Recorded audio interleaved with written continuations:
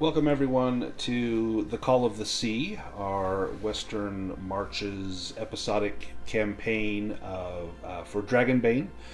And the last time we played, actually, the last two times, we've been around the city of Briskhaven on the coast. And the first time we went to Briskhaven, we discovered there was an island where folk had gone missing, a father and a daughter, and we were asked to sail across the mile stretch of ocean to the island and investigate. And in doing so, we discovered a couple of things. One, there was a wrecked ship on the island, and this looked to be a pirate vessel, and one of the longboats was missing. We also found the father, who was dead, had been flayed and staked into the sand of the beach, a little bit to the south of where the ship was. And then we discovered a cave that was filled with frog folk.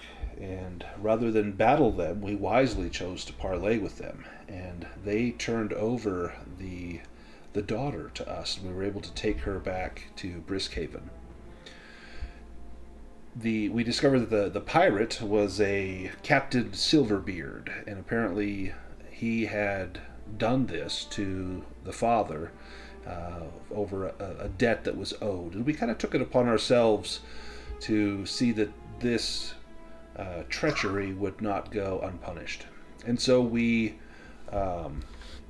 continued to prepare to set sail when we got message from the island from Nosbly, the frog warrior, that something was wrong. And last session, when we went back, he told us that the children of the frog folk had been taken by a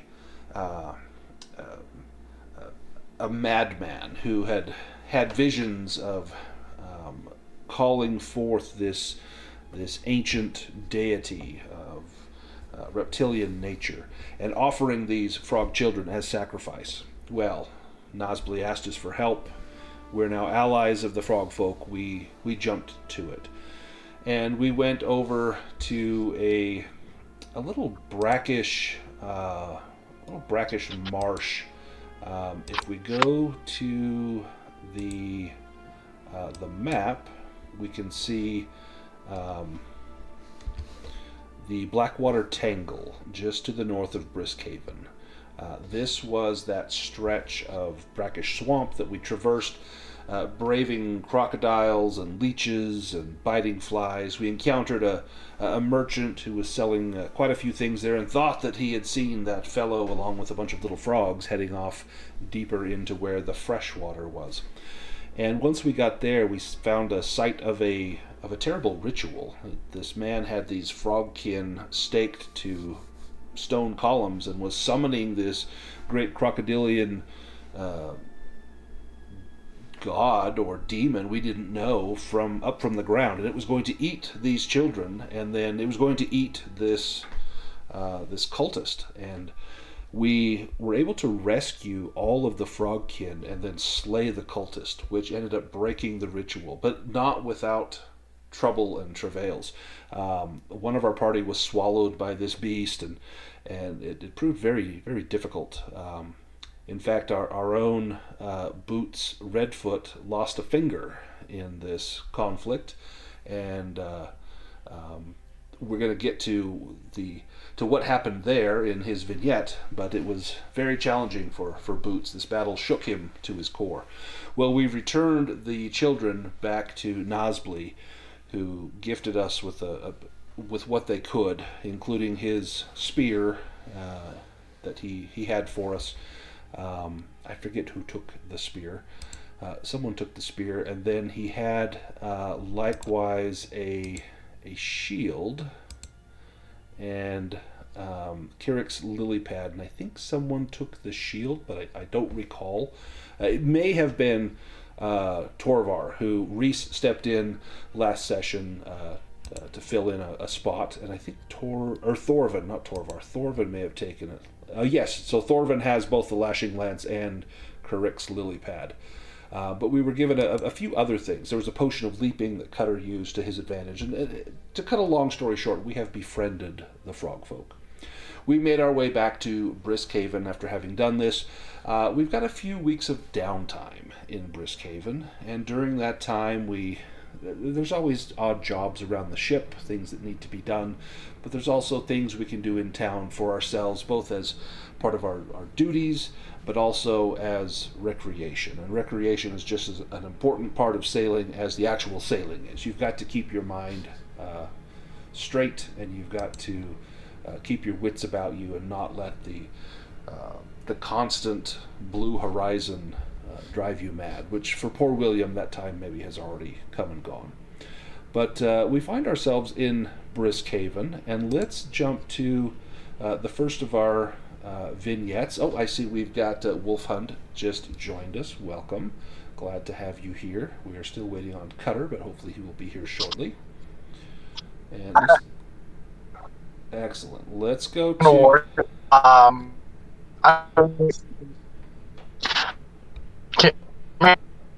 I can hear like one of every third word. In fact, it's weird. I show you muted.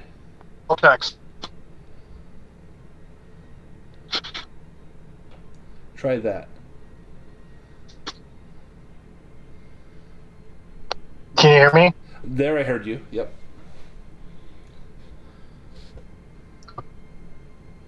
I don't have internet in my house, so I'm sitting in my car on the side of the road. Oh dear. Oh dear. So I won't be able to roll or do anything, so I apologize. I can try and role play along, but you'll have to roll for me. I can roll for you. Can you pull up Foundry on your phone to kind of see the map and see what's going on? I can try. It doesn't work well with phones, but we'll do our best, and I'll make this up to you because it's awful when you don't have the internet here. We'll do what we can. I'm just happy to have you here. Glad to have you aboard. Let's start out our vignettes with Luke, with Boots. Are you ready to do your vignette, Luke? Yeah, perfect. I actually wrote it down. So if it sounds like I'm reading it off a script, it's because I literally am. Perfect. Yeah.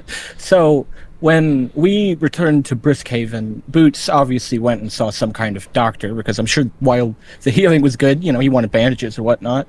And then he went out wandering. And as Boots typically does when he wanders, he ended up in a tavern gambling. So that night he met a sailor, a kind older gentleman who wanted to know about his maimed hand, and Boots was more than happy to tell the tale of how the crew obviously fought to save the Frogkin. And I think for once Boots didn't even exaggerate when he told that tale, and I think it made him feel taller than maybe he'd ever felt before. It was a really good feeling, and the beginnings of something new took shape in him. And when he finished his story, the sailor introduced himself as Sven and showed Boots that he had a peg leg, and for 9 years after his amputation kept serving as a boatswain. How do you say that, Bosun? Bosun. How's it pronounced? Bosun. Bosun.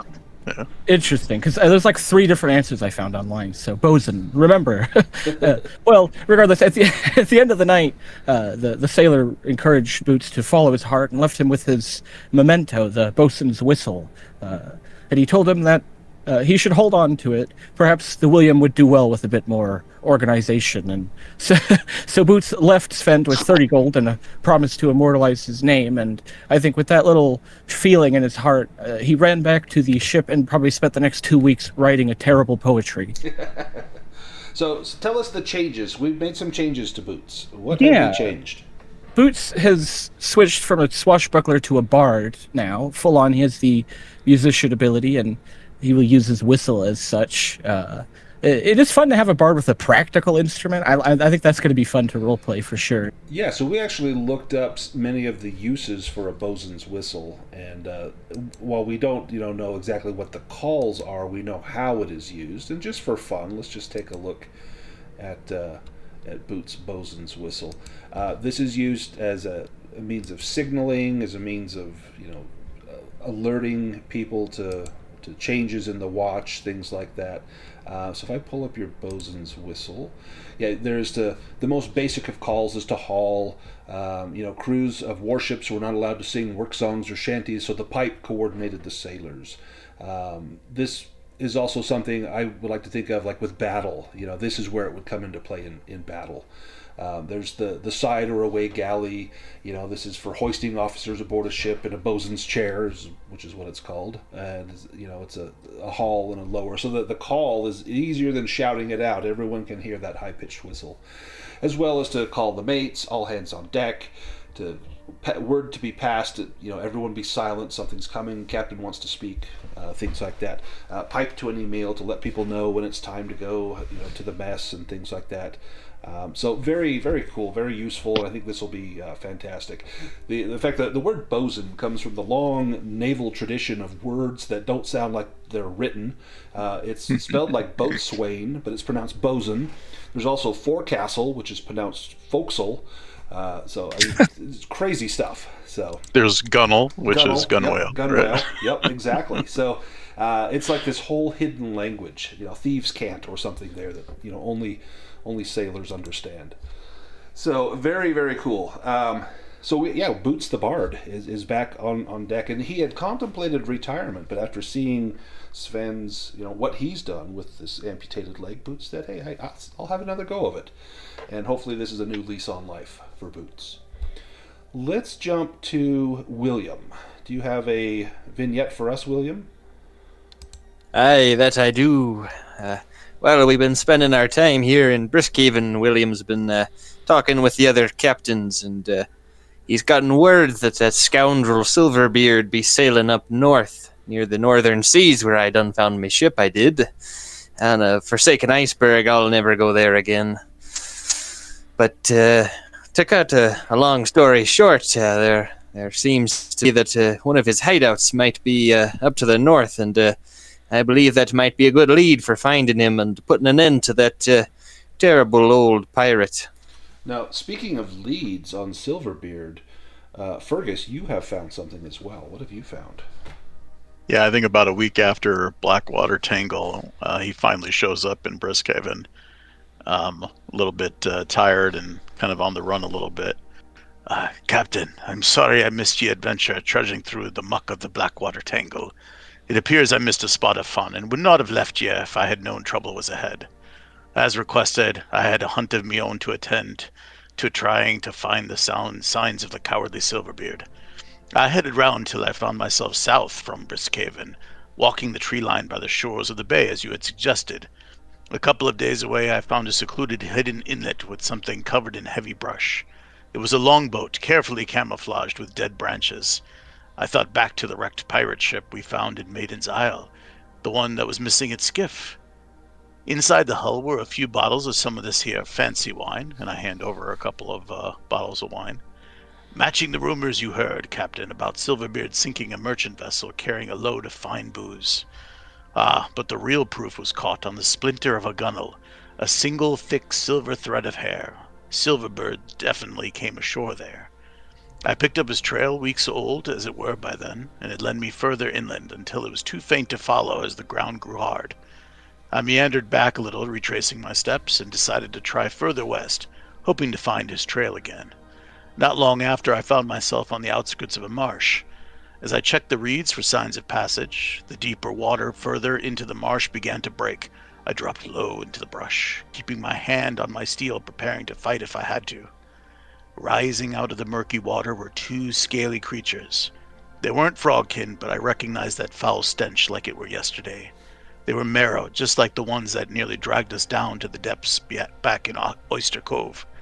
They lumbered up onto the bank, water cascading off their scales, leaving deep drag marks in the mud from the heavy blades they carried. The blades looked like they were made of coral, but we all know that coral can cut worse than steel if you get too close. I held my breath and watched them scout the tree line for a short while, and then they returned to the depths. When it felt like it was quiet enough, I headed back east, straight away, making my way back here. As I did, I got the impression that the land might have some natural caves below the surface. Perhaps the marrow live in the portions that are underwater? Anyways, Maybe the Marrow took care of Silverbeard for us, but we should only be so lucky, especially with some of the information you received that he may even be up north by now. My gut says he is still there somewhere, Captain, but maybe worse, those Marrow are too, and they might be closer to us than we realize. I fear that they may be on the hunt. Fantastic. That's amazing. We're going to definitely pull bits and pieces from these vignettes and put into the game. In fact, if I forget, at the end of the session, I'm going to do a special reward for Fergus, either robust or focused, for that incredible vignette there. Let's. Does Wolfhund, do you have a vignette for us? I didn't have time to create one, so I apologize. All I can share is that based on having to fit things down, the crocodilian job, and the various other things that Wolfhund would spend what little downtime they have trying to study up on some of the more seafaring deities, so that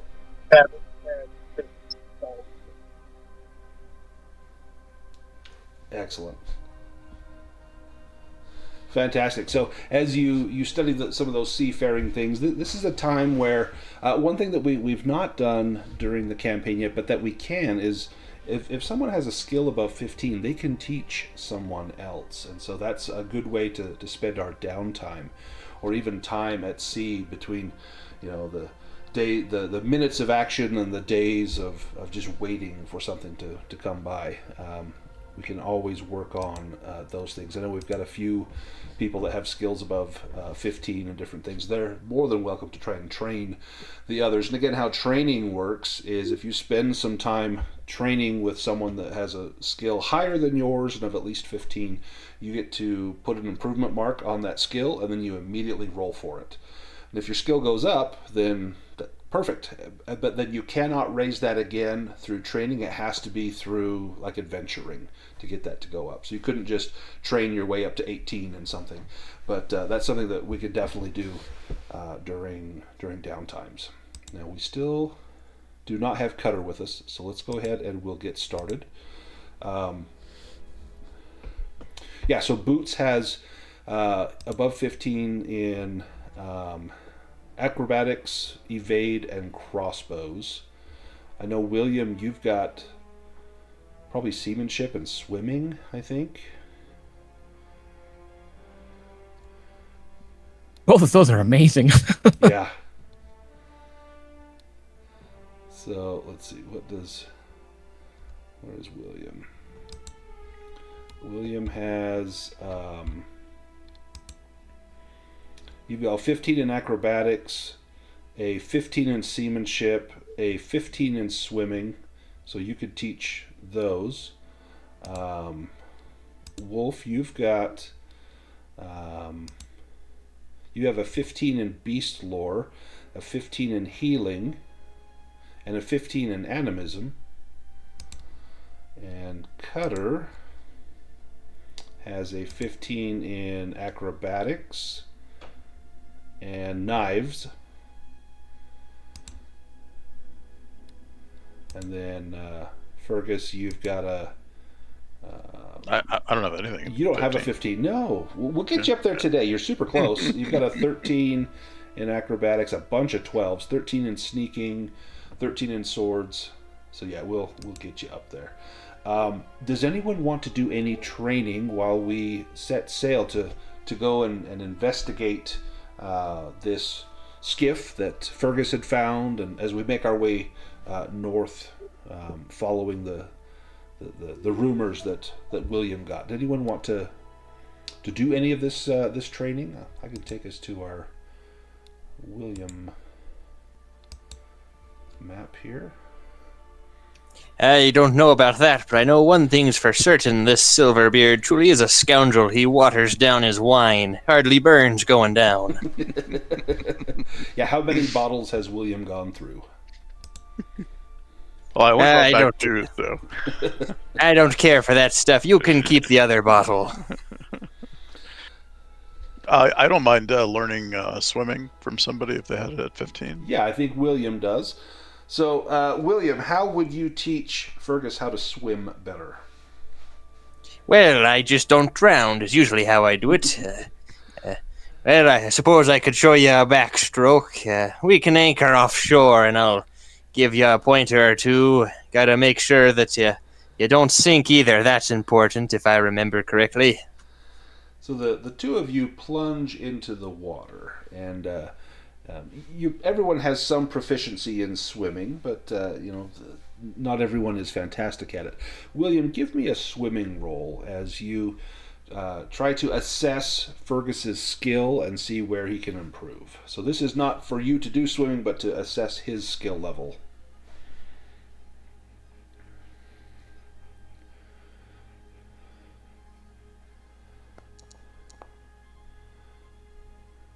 Nice. So you notice that he can hold his own going in a line. Maybe treading water is where he struggles a little bit. Maybe you can improve that technique. And so as you're giving him some finer points, Fergus, give me a swimming roll as you are going through these drills that William gives you. Oh yeah, so you're really struggling here. In fact, maybe as you try this new technique, well, William, it turns out you have webbed feet, and it makes it really easy for you. And you immediately realize, that's why he's not doing so well. And he's going down in the water. In fact, Fergus, give me a Constitution roll.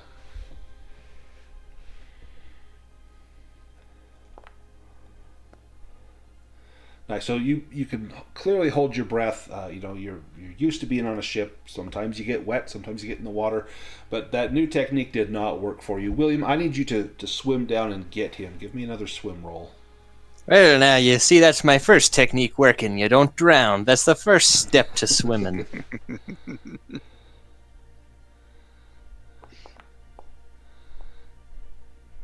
Excellent. And with that, I forget, what do you get the boon from? You have an item, don't you? That gives you the boon. No, it's my webbed feet. Yeah, your webbed feet. So you swim down, clasp him by the hand, pull him up, and you look at his feet and say, "Oh, that's not going to do." And so you've got to teach him a different way. Now, that's your swimming lesson. So Fergus, you can go ahead and make that improvement roll. Normally, you would check that box, but it's already checked because you got a demon. And then we're gonna check that again, so you get credit for that demon. So go ahead and just click on that improvement roll for swimming. We'll see if you get it. Oh, you do not. So your time with William, it was fruitful, but maybe you learned, you just need more practice, and time will be the teacher here. But you've got some good tips. So I rechecked that box because of the demons. You'll get a chance to improve that at the end of the session. Okay. Anybody else want to do any training?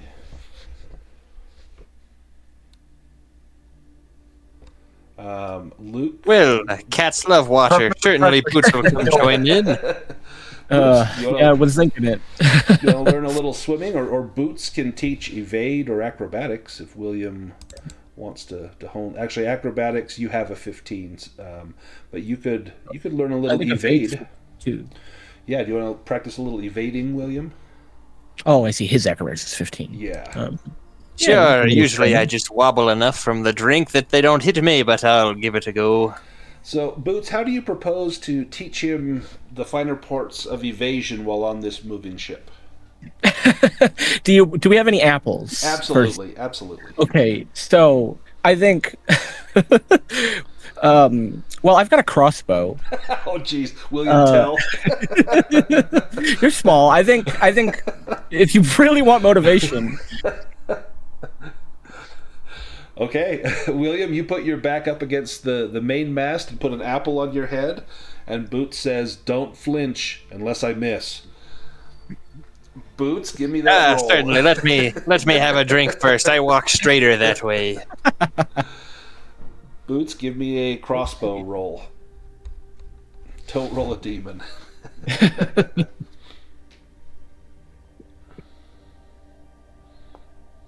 Ooh, oh, that was almost that was close. Yeah. Excellent. So the shot comes in, and And William, you can see that this shot is it's a hair low. It's almost like he aimed it that way. And so you're judging the speed, the direction, and you know you need to duck just a little bit. Get it? Duck. You need to duck just a little bit. Give me an evade roll.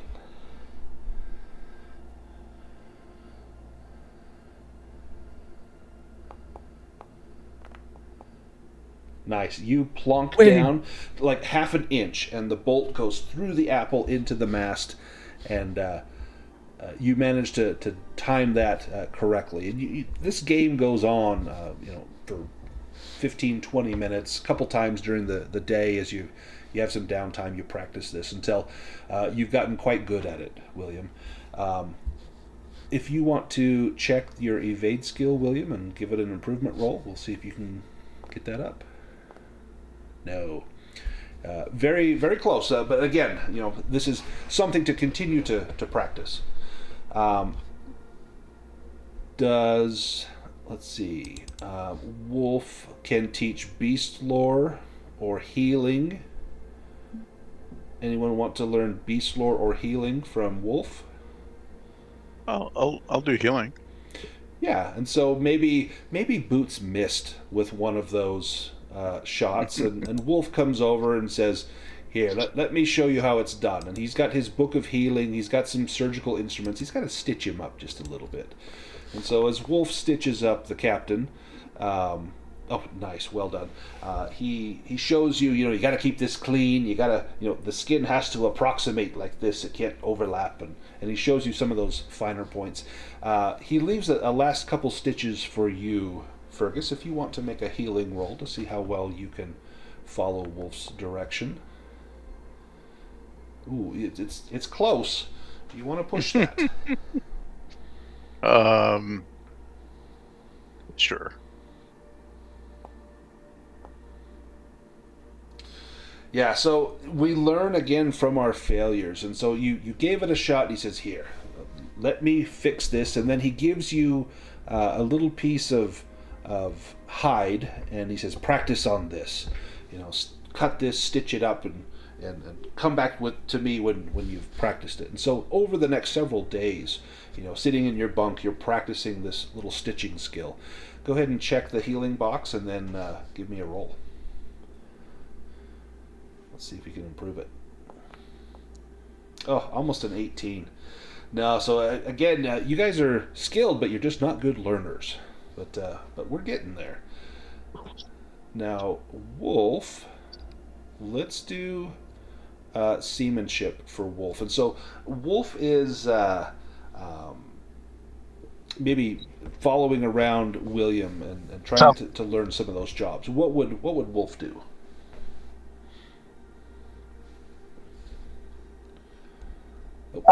Probably have to try to learn how to properly raise the boat anchor. How to furl and unfurl sails. So there is an art to the anchor. You don't just drop it. Otherwise the weight of the chain is too heavy and it'll sink the ship. You've got to let the chain be supported the right way, and getting those sails furled and unfurled can mean life or death in a storm. And so, William, you spend some time with him. William, give me a seamanship roll as you teach him those finer points. Sure, and don't worry, if you fail, I'll have Boots flog you. That's a great motivator.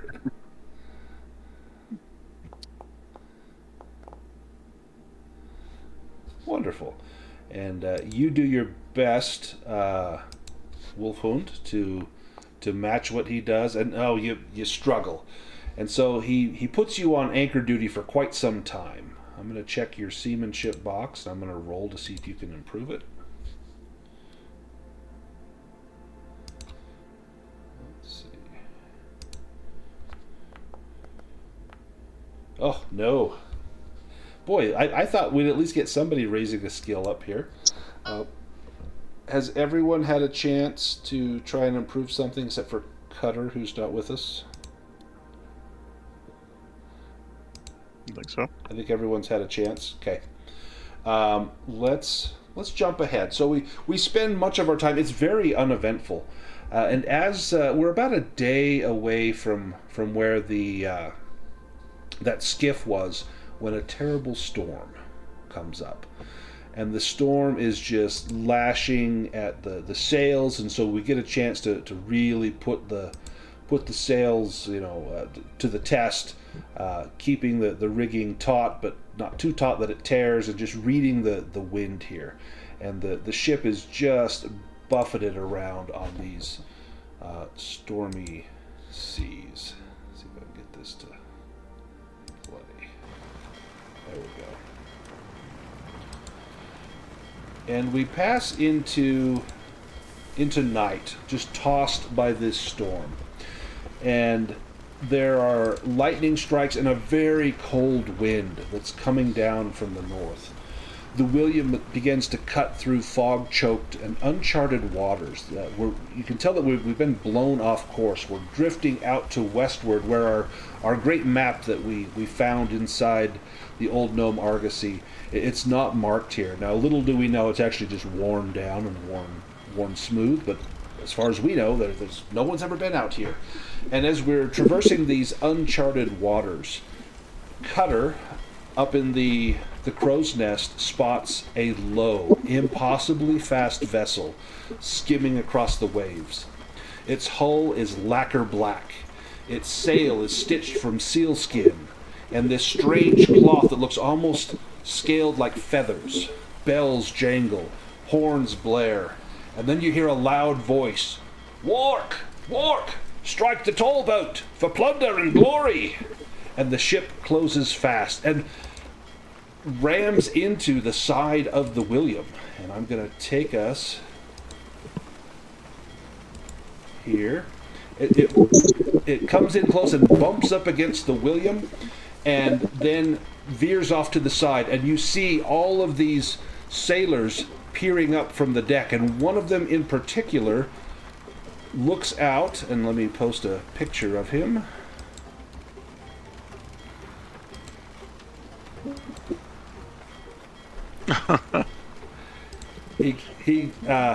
You can see he's one-eyed, he's scarred, he has a walrus tusk cutlass and a tricorn hat far too big for him.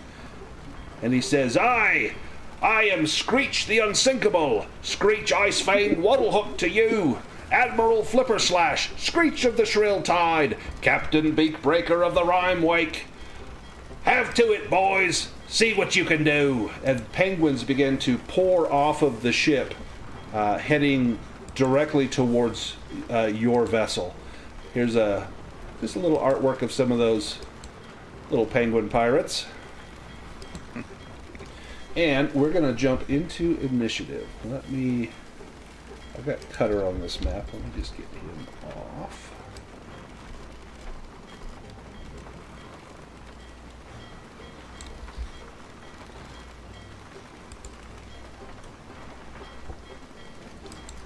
Okay, if you all want to draw initiative, I'm going to shuffle the deck.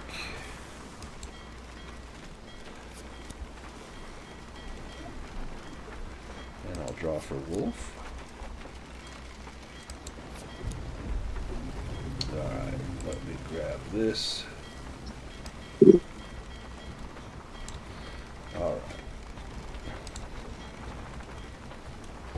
This little fellow here will dive off of the vessel and into the water. And he draws near to the ship. This one does likewise into the water.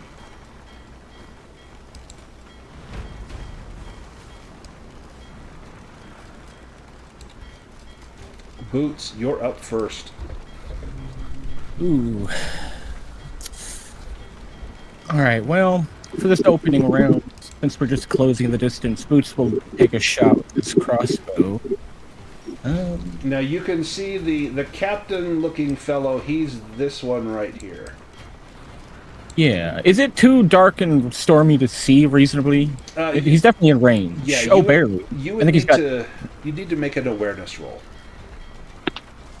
Ooh, okay. I think Boots is going to shoot at one of the ones in the water. Okay. And because they're partially under the water, you'll have a Bane on that. And they are actually, they're very slow and lumbering on the deck of their little black ship, but they move very quickly under the water. Actually, since he's got good initiative, why not? I'll just do Overwatch. Nice.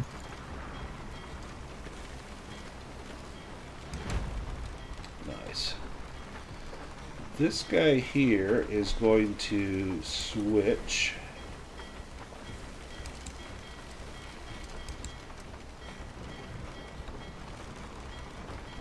With. Who's this one? No, he's not going to switch. Sorry. He's going to hit the water.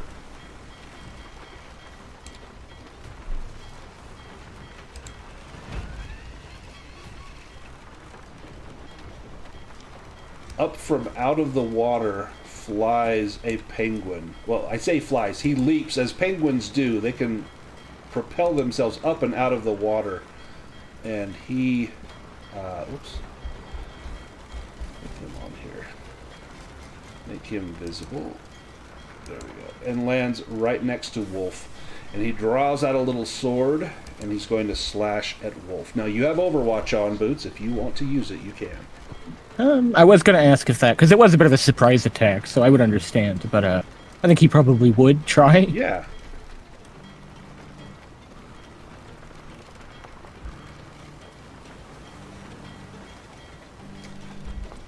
Now, this guy is going to do a heroic ability. Fair. It's called Slip and Slide. This is... so I made Penguin Folk kin, if anyone ever wanted to play one. This is their ability, is Slip and Slide. It's like fast footwork. And so he gets to make an evade roll. And if he succeeds, he can actually move 2 squares instead of just 1, as he drops to his belly and slides. Oh, that's cool. And he does. He succeeds. So he manages to evade your shot, and he's going to end up over here on the ship. That's going to spoil his attack.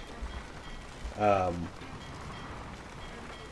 he misses the shot there.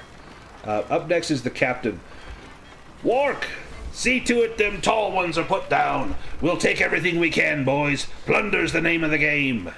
And he will beckon his men to bring the fight home. Now, William, this captain just told his crew to plunder your ship. You're up. I know how to deal with their type. I'm going to come over here and grab a barrel of lantern oil and start pouring it into the sea. Ooh. And get ready to light it. Yeah, give me... I don't even think... I need to have you make some sort of roll. Give me like a... Maybe like an acrobatics roll, just to make sure you get it where you want it. Kind of reading the... Or you can do seamanship. Reading the tide and knowing, is it going to wash this all against my ship or over to their ship?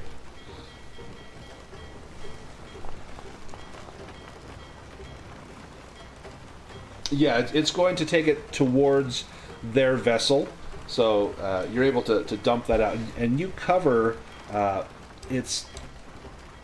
Let me draw on here. You cover a section about this big, but it is drifting towards the penguin ship. Drifting that way. Let's go to... so next turn you can ignite that. This guy... He will shoot out and leap up onto the deck. He's got oil all over him, and he comes out just sputtering, "Ah, terrible stuff!" And he's going to hurl a dagger at Boots. Actually, it's a knife. It's not even a dagger. Just kind of a crummy little knife. Oh, almost a dragon. No, the knife just sails off past him into the dark sea.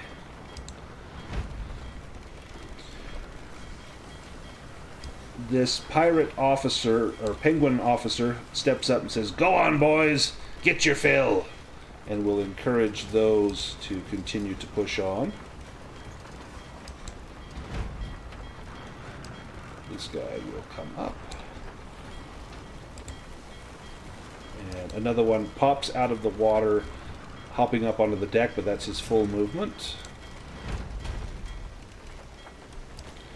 This one's into the water. He can go to there. And Wolf, it's your turn.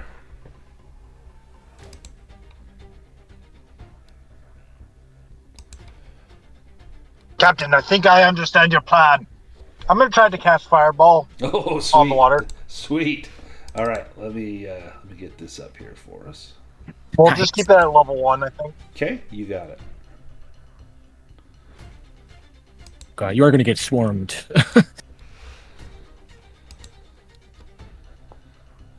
Oh, you do. You succeed. Mm-hmm. Nice. Yes! Nice. The water I think I only have like ignites. a 9 helmet. You did. Yeah, the water ignites in a blinding flash, and there are 2 penguins caught in the blaze, and they immediately duck down into the water, but you smell a little bit of cooking poultry, so you know they got singed a little bit there.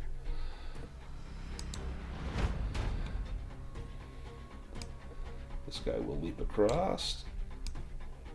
Oh, we're going to have roasted penguin for lunch. This one will stay on the ship. Fergus, your turn. Yeah, I'll run up to the one that is closest to me, and I will take a swing at it.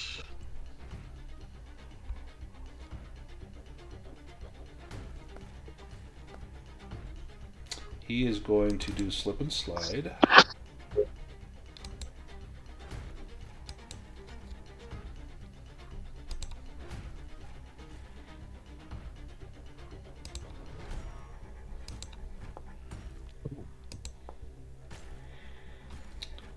And with the 10, he succeeds. So he manages to slip away from your attack.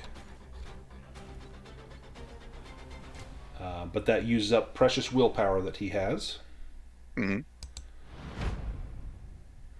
This one's going to stay because there's fire there. We go to the next round. All right, this one will leap up on the deck.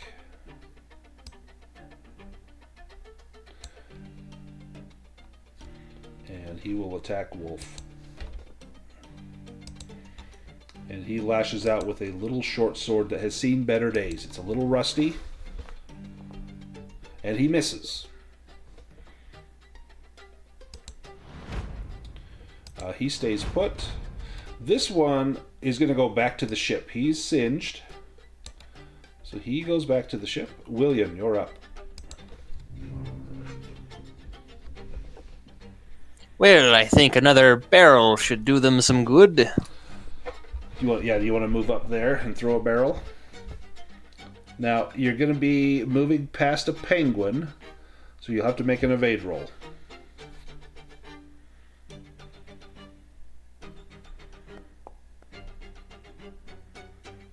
Do you push that? Oh, there you go. Nice. You can continue to move. You could probably get to right there and throw a barrel. That is 6 squares, or should be right there. Okay. Then another seamanship, and you can heave that barrel over. And if you succeed, it will touch the other one and ignite as well. Oh, nice. Let me draw.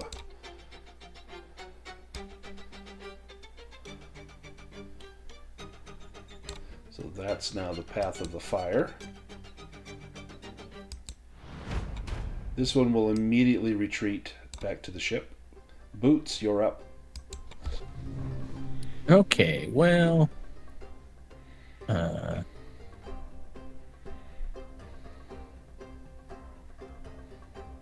he's gonna have to do an evade. Yep.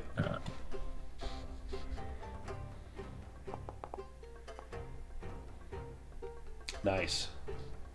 Okay. and he will strike a note on his bosun's whistle and give all of these guys banes. Ooh, sweet. That will count on their slip and slide too. Indeed, Nice. that is the hope, because that's pretty strong. I mean, I know that I'm sure they don't have a lot of willpower, but yeah, it can't hurt. They could only do it a couple times. This one will return back to the ship. He says, "Captain Screech, they don't fight fair, they don't." And the pirate officer here slaps him across the face and says, "Quiet, you! You'll do as you're told, or you'll get flogged again." This one swims back. So far you've repelled most of them. And Captain Screech Waddlehook, he's going to step up. And he fixes a gaze at William and says, "You and I will be doing swords here before long. I'll come around the other side." Fergus, your turn. Yeah, I'll try to chase after the one that got away Nice. and take another stab at him.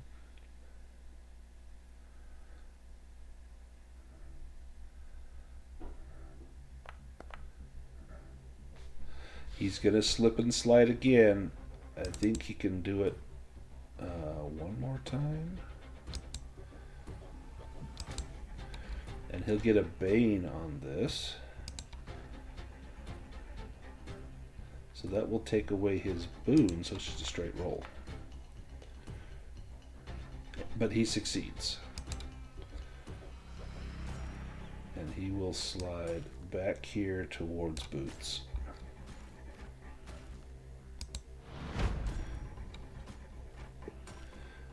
This guy is going to step up. He just narrowly missed William before, and now he's going to try and skewer William right in the back. He has no honor in him at all. Comes in with a stab. Oh, and misses terribly. Wolf, you're up.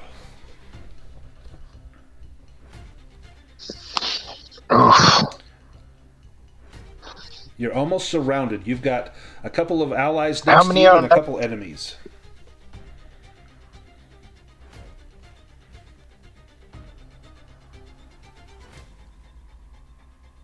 How much focus do I have? Like willpower, you've got 13 left. Yeah, the willpower. Yep, 13 left. 13 left. Okay. I will try to cast Fireball on... It looks like there's two in front of Captain, I think? Yes. Very hard to see on my phone. Yep. Sorry. So I'll try to cast Fireball in their direction. Okay. Let me target him. We'll keep it at level 1 just to conserve energy. You got it.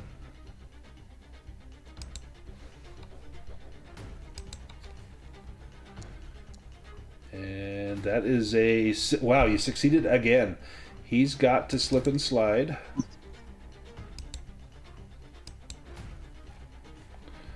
Does not get a boon on this. Oh, and he fails. All right. Nice. You hit him with the fireball. Nice. Oh, 7 Some slides right into the Fireball. deal damage. Oh, and he takes a nasty hit, and you see him just blacken and charred. He lets out a high-pitched screech that sounds just like the bosun's whistle. And his friends look at him just in a state of almost shock that he's been wounded. This fellow will go back to Don't worry, the I'll ship. teasing you shortly.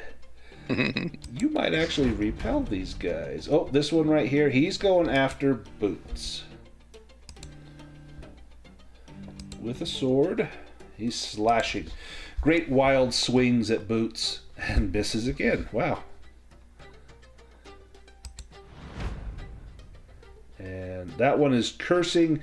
In fact, I have a list of the curses that these guys holler out. Insults and shouts. Let's see. They cry out, "I've fought worse waves than you. You swing like a land seal. Your blade's duller than a frozen fish." And let's go to round 3.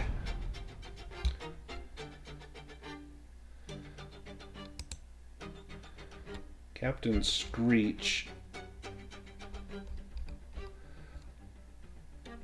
He will. He's got a rope over here. He's going to try to swing across on this rope. Ooh. And he fails. So what Captain Screech does, he grabs a rope from the mast and he swings out and he's kind of over the flames and he gets really close to the ship, but then he just kind of does a great big circle and just slowly meanders back onto his ship. And his men all cheer at his bravery, but he did a whole lot of nothing doing that.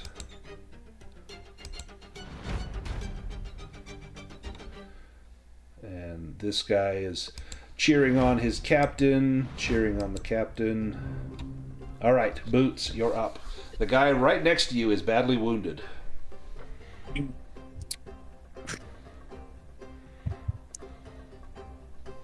Yeah, I mean, the initiative's terrible. Yeah. Looking at it, terrifying. I mean, these guys aren't, the greatest warriors of all time, but I don't think a single one has landed a hit yet. Yeah, no, it doesn't look like anybody's hurt. Jeez. I think I'll actually, since I'm so early in the initiative, I'm going to risk it and just use Musician again. Okay. And use my bosun's whistle to coordinate attacks, give everybody boons. Nice. It does make them more slippery, but who knows. And the flames begin to drift towards this black ship. All right, this one here is going after, let me roll a die. 1 is Boots, 2 is Wolf, and 3 is William. He's going after William. So the one that got badly wounded draws out his sword. And you see his hand is trembling somewhat. And he gives you a nice good thrust straight at your middle. You can see it coming from a mile away. And absolutely misses. This one here, he will go after Boots. Third time's the charm, eh? And he slashes at you weakly. Oh my gosh. Wolf, you're up. These guys are awful.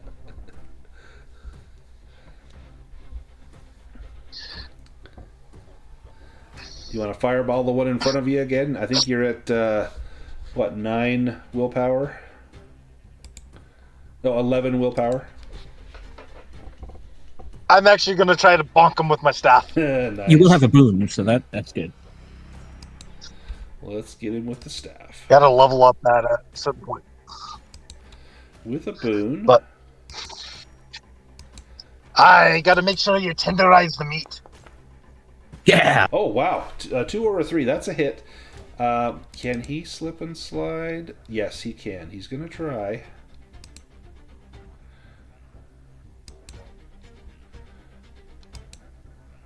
Now, you changed the song, so their banes are gone, but now it's boons for you guys. Yeah, so they do get a boon, yeah. Oh, wow. Okay. His evade fails. So he tries to get down on his belly and slide. But you crack him over the head. And let me deal with damage. Okay, when this happens, he hits the ground.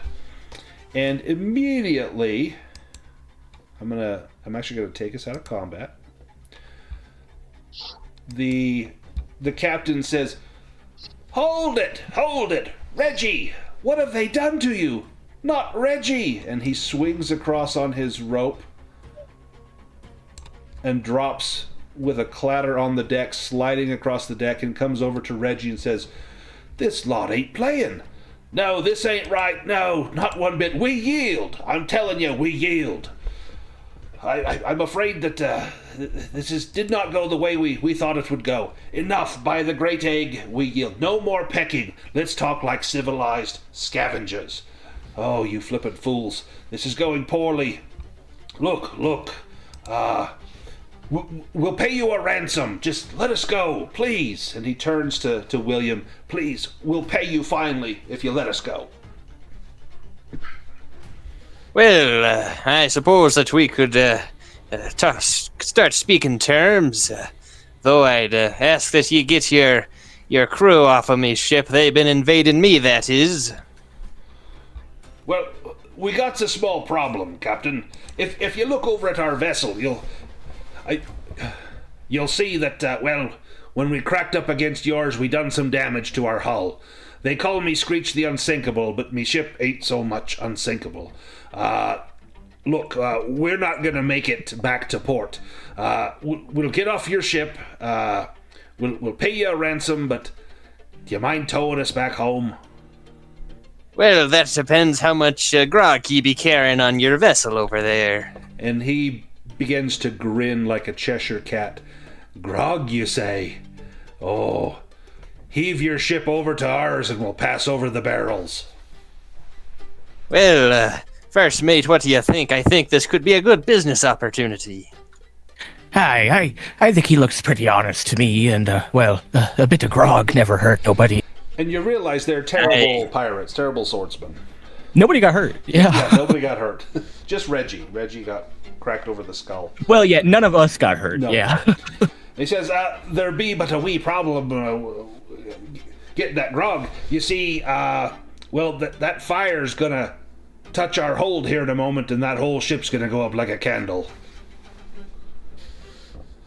Well, we can haul up the anchor and we'll head out. You tell your crew to get off their ship. They seem to be reasonably good sailors and swimmers. They can surely make the swim back to our ship. We'll go anchor on the other side.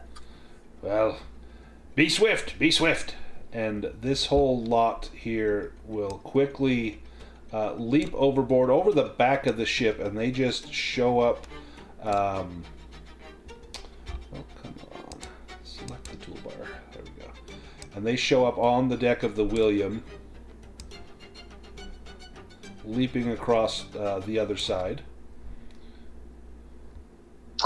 Wolfund will disappointingly put away the salt and pepper. Yeah, it smells like roast chicken. And the Captain Screech goes over to poor Reggie. Oh, he got you good, lad.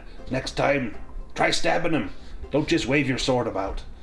Now let's talk ransom. See here, Captain.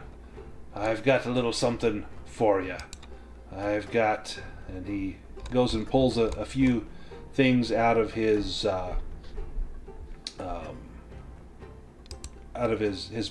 private locker that he has brought over. He pulls out carved scrimshaw, the finest you've ever seen. And he's got several pieces. He's got 8 pieces of carved scrimshaw. And how about 2 bags of these here pearls? And these coins, I don't know where they come from. We took them off someone else. Well, actually, we found them. But someone owned them at some point. You could have these coins. And look, if you get us back home, we've got plenty of drink there back at the island. Well, it's more of an atoll than an island. Well, let us all go in my cabin and we'll have ourselves a proper discussion. But your crew's welcome for now. I think you're good sailors, and that'll do for now. Well, let's get in your ship, if you don't mind, out of this miserable weather, and let's go back to the William. Yes, where's Cutter got off to? I think he's taken to the bottle again. Been drinking. Hey, that's just like Reggie. Now, look, if you tow us back home, this little island called Rimequill Atoll, I don't know these seas very well. You see, we're not from here, but our island just up and started moving. Strangest damn thing. It's, stone and mountains and whatnot, with ice all around it, and all of a sudden it just began moving one day, and off we're drifting. And, well, if you can help us, you gotta understand, we're not true pirates by choice. I fear something has awoken beneath our island. Long ago, there was a beast that was sealed deep beneath our temple. Well, I think it's awake. Kralveth, they call it, the frostbound Leviathan, a creature of ice, hunger, and shifting tides. There's a stone shrine called the Cold Beak. There was a magical seal, but I think the seal be failing, and we can't get up there to fix it. It's not within our abilities. No, we've noticed strange things. The sea freezes and melts. Fish vanish. Icebergs move against the current, and something is hunting at night. It's my belief that only outsiders, warm-blooded, long-legged folk like yourselves can enter the shrine safely. It's about a day's journey. Plenty of time to drink. What do you say, Captain? Well, and I think this sounds very good, but William will turn to Fergus. You ever heard of magical seals? What do you make of it? Magical seals. I think back to just lore and stuff like that. Do I need to roll anything? Yeah, give me a myth and legend. I will try.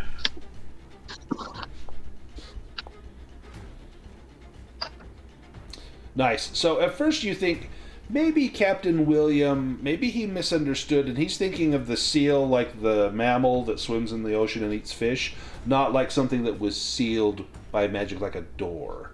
And you're thinking maybe he's thinking there's these magical seals that, seals that can cast spells, but doesn't realize it's actually a locked door or a portal. And you know that those are very common, that a wizard might lock something behind a portal, and simple lockpicks will not work. You must have magic to fight magic, and maybe that's what he's talking about. Captain Seals, they be doors and locks for doors. It means locks are good for hiding things and things of value. It may be worth a look. I agree. I think that a seal could use a door. I think he might be right. Well, Captain of the Penguins, I think that I would see that I'd help you, but you'll need to be... we'll need to speak with the rest of the crew and get their word on it, their opinion. Hey, I just saw Cutter move. Are you with us? Mm-hmm. Yeah, he joined while we were at the end of the fight. I joined right at the end of the fight there. Yeah, sorry, I thought it started at 8 p.m. my time, which is we were an hour after saying, it I started. wonder if he's got the starting time wrong. You didn't miss much. Yeah. These penguins came alongside our ship and tried to fight us, and they were terrible. And we took out one of them, and then they immediately surrendered and asked if we would tow them back to their island because their ship was damaged. Gotcha. Yeah, I wrote that you heard a banging sound coming from one of the barrels. Nice. We found Cutter. So yeah, it sounds like whatever magical seal has kept this frostbound leviathan at bay is failing, and these penguin folk need your help to put this at ease. Now, this whole adventure came about because Shaj, you had told me it was Penguin Awareness Day, but that turns out that was a month ago. Oh. And so I had written this adventure before I discovered that Penguin Awareness Day was actually a month ago. But yeah. So anyway, William, do you agree to take on this quest? Yes, I think the grog would be very good for us. Definitely could fill our coffers for a while. Let's go to Rimequill Atoll. This is where they live. More importantly, while we're sailing there, glad to see you, Cutter. I thought that maybe you'd missed the ship on our way out to port. I was worried for you. Where have you been? Yeah, what's your vignette, Captain. Cutter? How did you spend your time? We can. If now's a good time, I can do that. But we can also do it like as we come back from break or something. But Sure. He'll say, Captain, I was just sampling the wares, and a strong wind blew, and I tipped over, and I don't know, I must have not been able to climb out, and I thought I could maybe slowly drink my way out, but a barrel lid was nailed on, and I've been stuck in here for hours. But that The barrel important was full thing when is, you fell in there, right? I think it was only half full, Captain. I only had a little. Well, that's a good thing for you. It'll definitely help you sail better. I'm just glad you're here with us now. Thanks, Captain. Well, now that you've had a day's worth of heavy drinking while towing the Rimepeck back to Rimequill Atoll, the penguins take you on board their little little island, and it looks like an atoll, a bunch of rocky cliffs and mountains, but clearly this is just some big landmass that has been embedded into a chunk of glacier or iceberg that broke free and is now floating along in the sea. But the penguins take you to Ice Peak Inn and say, "This is the best drink on the island is here. We'll go there first." But then you see Captain Screech. He looks up at the one of the tall peaks. There's a flag billowing in the breeze up there. He says, "That is the Shrine of the Cold Beak up there. That's where the seal be Phelan. Where we are unfortunately unable to go, but you lot, you can go there, surely. Will you not have a drink with us at the Ice Peak first?" Well, I think that we could have several drinks before we head up this mountain. Always best to have a few drinks before you do any rock climbing, I've been told. Let's go to the Ice Peak Inn. Oh, I love it. Isn't that awesome? That's great. Here in the Ice Peak, there's plenty of drinking to be had, plenty of conversation that you can have with others. There's a lot of chatter. One thing that you've noticed as you have gone about your short acquaintance with these penguins is they don't shut up. They're constantly chittering and squawking, and there's no moment's peace or silence to be had. But when you're in here in the Ice Beak, excuse me, you get a chance to sit down with Captain Screech. Let me bring him up here, and he begins to tell you of their troubles, and he tells you again of how the island just seemed to have drifted off, and they put their smartest folk on it to try and determine what had happened, but none have been able to tell how their island has simply moved from one place to the other. Now, it doesn't take much to realize it's part of an iceberg and drifting away, but they don't seem to grasp that as of yet. Now, one thing he does say is that the seal is up at the top of the Shrine of the Cold Beak, and there's several statues of penguins, and he says it's baffled us for the longest time. First, we cannot read the runes beneath it. Whoever made this, our forefathers, well, they didn't teach us the language correctly, and we don't know what it says. But second, whenever we go in there, ice falls upon our heads and wounds us grievously, and it's a terrible thing. So we're hoping that perhaps you'll have better luck with that. Now, I say we drink to one another. I say you do a favor for me and we'll do a favor for you. But know that the island here hates us less with you here, and that's about the kindest thing that I can say. You can stay as long as you like, but just don't touch the eggs. Now, what can we do for you?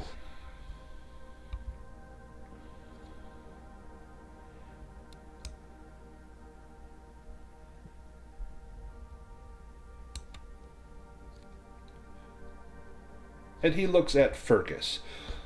What can we do for you, brave soul? Oh, I don't need much. I serve at the will of the captain. I will say that if you would like to give me a small memento of some kind, I donated mine to a worthy cause previously. If there is something that you have a personal value or memento, I would take that as my own. Oh, of course. And the Screech calls out to the bartender, "Hey, Gerald! Give me one of them things back there. Yeah. One of them. And he pulls out a... Let me grab it.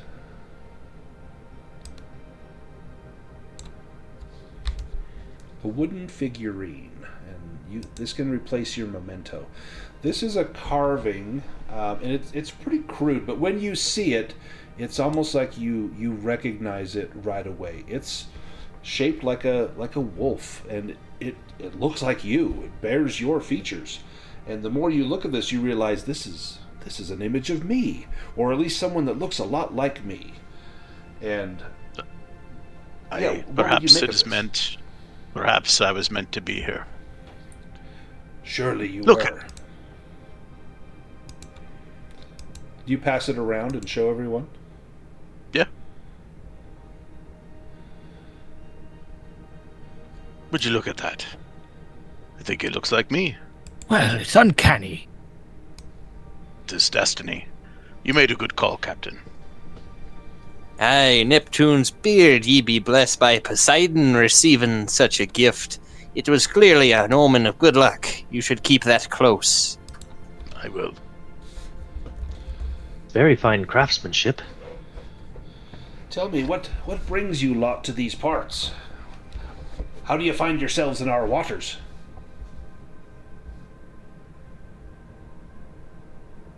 We were here at the bequest of the captain of that other ship. Oh, are you? I'm sorry, this is the captain we're talking to? Yes, yep. Oh, I was confused. I thought it was a bartender or something. Sorry. So, we've been sailing along for quite a while, on the search lately for Captain Silverbeard, who's been threatening the waters of the area. I don't suppose you've had any run-ins. Oh, when you say Silverbeard, the tone in the I Speak In shifts. It gets very serious. All the squawking and laughter quickly dies down. And Captain Screech says, Silverbeard is no friend of ice. He stole from the deep and ran. We would have hunted him. But, well, this island comes first, you see. If you find him, tell him that Screech lives, and that we remember debts. Oh, I have information on him, sure as can be. Tell you what, you help me out, I'll share what I know. He seems fair. Captain? Here, have a drink of this. And he sets some apricot brandy on the bar.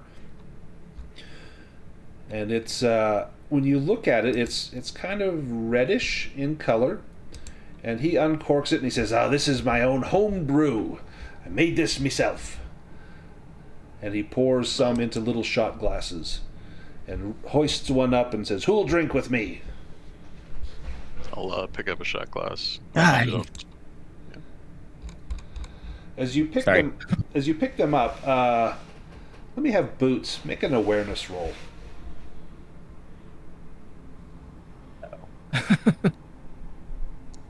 Usually try to avoid those. Do you want to push that? I think Boots, it's hard for Boots. Someone says drink this and he drinks it. I don't think he thinks about it too hard, so. You throw it down and Screech drinks his, and I assume, does everyone drink or does anyone pause? Pour me another. As you drink this down, it does not taste like apricots. In fact, there's a very distinct taste. It's very fishy and kind of irony. It tastes like fish guts, almost like fermented fish guts or pickled fish guts. And you drink it. Let me have each of you give me a Constitution roll. Ooh.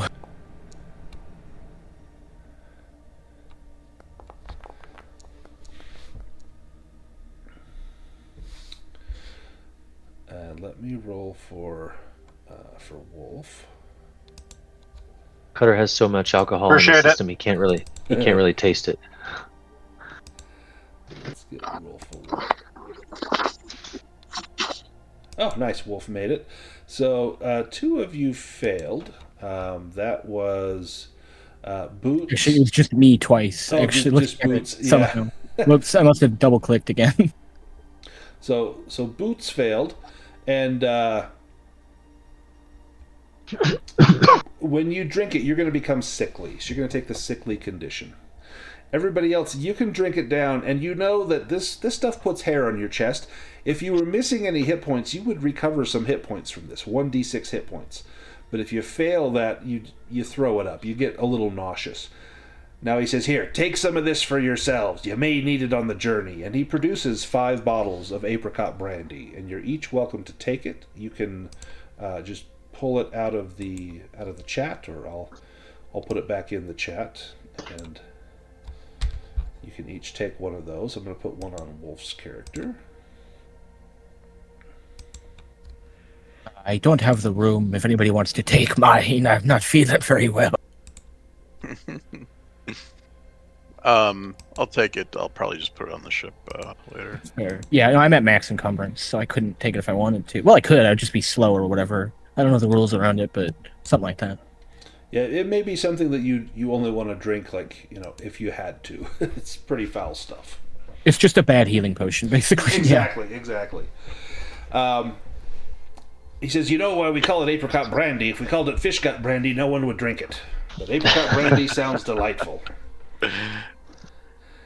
Now, have you any questions before we take you up to the shrine?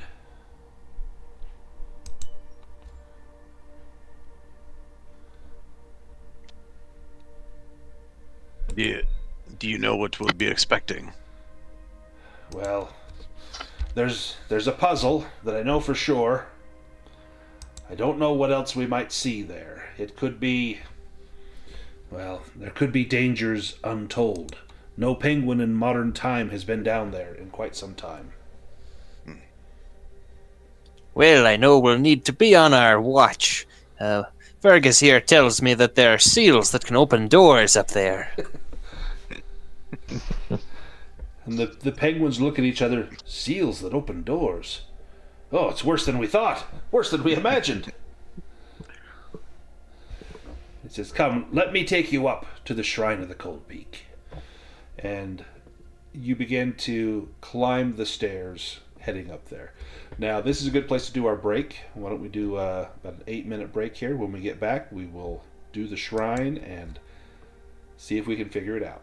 I'll see you in about 8 minutes.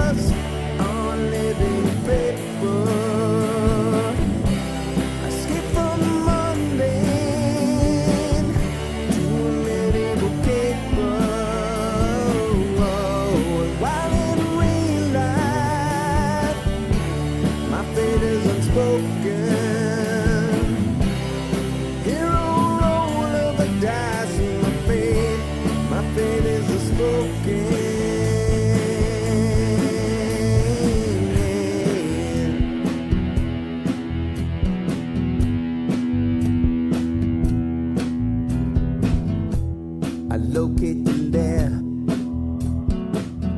but it doesn't make much sense to me. I think that the DM might be out to get me. A hero in armor and truth, bards tell my legacy. The flame of my torch illuminates the enemy. I win in a battle, you win foes asunder. Deeper I venture, the deeper I wonder. The bodies pile up before me, the corpses I plunder. The deeper I venture, the deeper I wonder. Crafted from numbers on living paper. I skip from the mundane to a needle caper. And while in real life, my fate is unspoken. Hero roll of the dice in my fate is unspoken. No.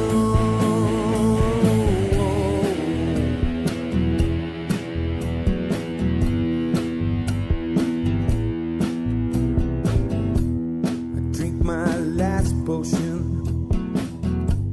I charge through the open gate. The flame of the dragon tried to seal my awful fate. With a handful of dice, 5 times I rolled 20. The dragon goes down, the DM no plenty. I leave with the princess, a satchel chock full of gold. We head to the tavern where my mighty tale unfolds.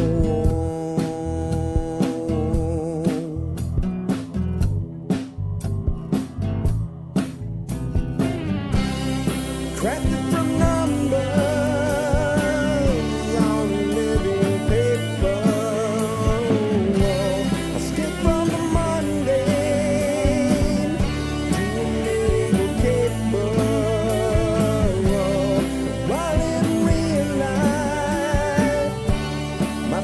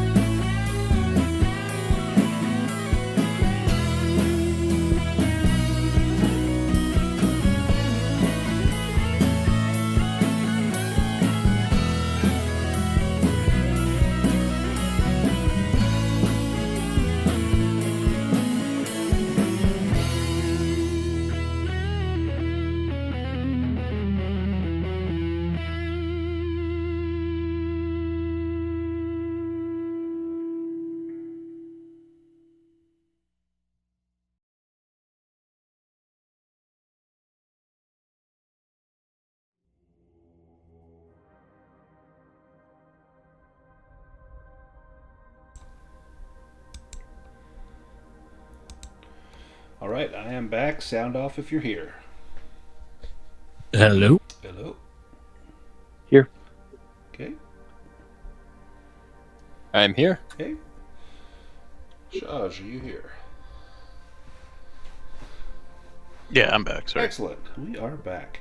Well, as we're still sitting here in the Ice Peak, maybe this is a great time for Cutter. If you want to do your vignette, you're more than welcome to. Yeah. I think this would be a flashback to before we left Brixhaven. And perhaps the crew's in a tavern there, sharing some drinks, and Cutter comes kind of crashing in. He eagerly looks around to find his friends, and spotting them, makes his way over to their table. But he's interrupted by an old fisherman who makes the sign of the Brian Mother and says, "Salt and plenty." Cutter smiles at him and returns the blessing and places something small in his palm and then walks on. If it ain't my favorite lot of miscreants, may the Brian Mother keep you, or your lips wet and your boots dry. And he raises a glass and toasts his friends and drinks it down. And as they go to grab their drinks, perhaps Fergus looks and he can't seem to find his glass, which he swore was just right there. And he still had a few swallows left, but it's not in front of him anymore. I just got in from a sloop from Blackshold. I sped to the Oyster Cove to tell Layla of the growing devotees of her saltness here in Brixhaven, and in dealing in the art galleries in Flaxhold, a gentleman, Sibbo Copperpot, found me, and he said he had a good deal on some supply of driftwood that I had to simply learn about. So I followed him to his residence in the warehouse district, and to me they looked awfully similar to toppled shipmasts, but old Sibbo, he assured me that it was the finest of something he called nautical fir wood. I paid what seemed like a fair price and escorted the lot to Porphyria's new workshop. She's apprenticing several of the street youths there, you see. And with that, he pulls out a kind of carved block of wood with a small chain on it that dangles down. Well, the younglings started carving the nautical fur into these small trinkets or tokens of her saltiness, and I keep them on this chain because they're so small. I started giving them out to the good people of Flaxhold. It's just going to... I was just going to give these little nautical fur tokens away, but people kept giving me a copper coin each, so I just kept giving them out. And, well, anyways, I've got plenty of these NFTs on my blockchain. If you'd like one, a small donation would be much appreciated for the support of the Tide Mother of the local tide of the Mother of Foam. And he will pass out these small little wooden statuettes of the Brian Mother, similar to the great big statue that he had gotten off of Porphyria. And yeah, that's his. That's awesome. I did not see that coming until Not at all. Excellent. Now, are these just as well, curvaceous as the large statue you have? I think so. Yeah, that's why they're so popular. Right. You just keep it in your pocket. Keep it in your pocket. Let's go to the. All of the proceeds are, of course, going to the local congregation of the Tide, the Brian Mother. The Brian Mother. Excellent. Very charitable. The penguins take you up to the top of the shrine, and there you find a curious-looking statue. There is a circular dais, and there are 5 lifelike statues of penguins here, and they're all kind of facing different directions. Let me grab my notes. There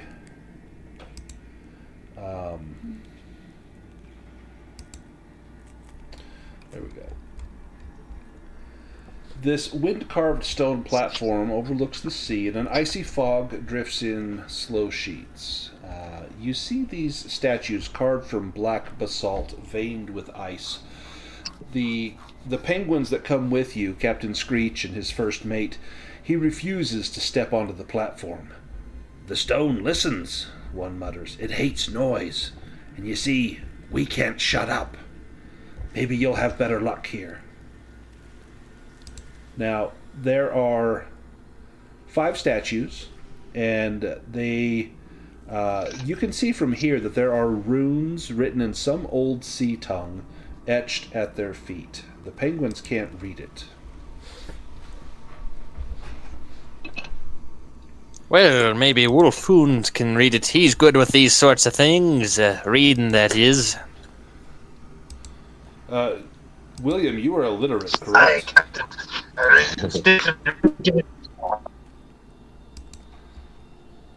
Wolf, you go up and you press your fingers, kind of tracing out these symbols. You make your languages roll. Ooh, and you just miss. Do you want to push that? I'm feeling kind of angry and frustrated. I think angry is the order of the day. Yes, you succeed on the second roll. Now, looking these over, you begin to trace out. You're not sure if it's the correct word, but it sounds like patience. And it's at the base of this first statue. And you go to the next one, you begin to trace out that, and it's not patience, it's something about long suffering. Maybe endurance is more the word. This one in the middle, as you look at it, it's definitely balance. This fourth one you struggle because it's almost nothing there at all, and it's not been worn away or eroded. It's just there's not much there. It's a very faint tracing, and you think maybe this is solitude or perhaps silence. And the last one, this is a pictogram. It shows several penguins working together. This must be cooperation. Now, looking again at these statues, the one for patience, the posture of the statue is different for all of these. Patience is sitting low, its eyes somewhat closed. And the rune seems to mean endure. The endurance one is standing tall, the chest out, and that one seems to be hold fast, is what the rune might mean. The middle one, cooperation, or excuse me, not the middle one. The cooperation looks like many as one, is kind of the meaning of the rune. You guess it probably means cooperation. The one that's silent, it's just quiet or silence. You're not sure. And the balance one means either balance or steady. It could have several different meanings. It's such an old language, you're not exactly sure what it might be, but you think you've got it guessed pretty well. It looks as though these statues can be rotated. They rotate on their bases. And from where you're looking, none of them, they're kind of all looking at each other.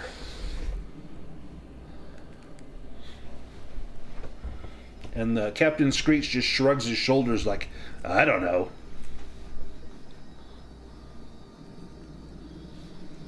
You said patience. It looks like it's a puzzle, Captain. Say that again, Wolf. It looks like it's a puzzle, Captain. We have to work together quietly to figure it out. I'm going to move these pins into the correct location. I don't know what rotation that might be. Give me William. Give me maybe a myths and legends or a beast lore. Beast lore, because these are statues of penguins, and you're trying to decide what you know of penguins. Myths and legends, in case this means something.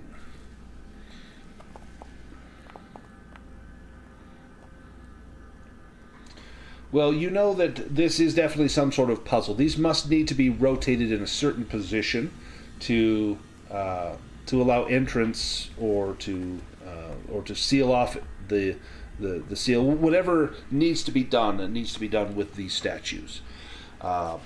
and somehow rotating them. And take what you know of penguins and their moods and attitudes and behaviors, and maybe you can tie that into what needs to be done. If you look at the so Fergus, you mentioned something about patience, correct? Yeah, I was going to ask you said the patience penguin was on the rune for endurance? No. So the rune, as best as Wolfhund could translate it, it meant endure, which was different from endurance. So it's kind of like endure with patience, and the endurance one was hold fast, like endure harsh conditions, whereas patience was just do things slowly with patience. And then what was the balance one? So Sorry. balance, yeah, no problem. Balance was steady. Okay. Silence was quiet. And cooperation was many as one.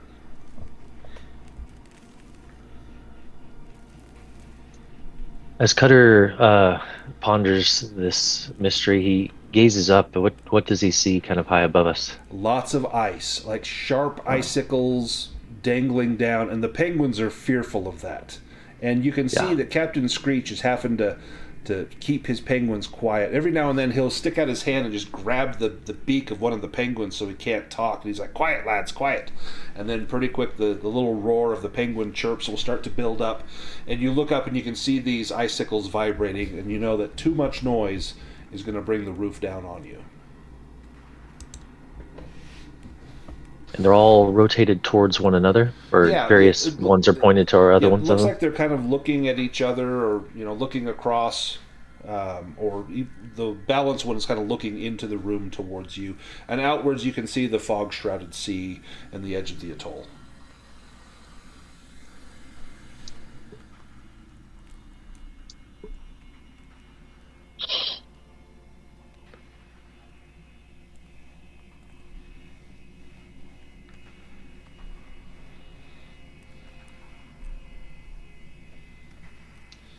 Captain William, what do you do?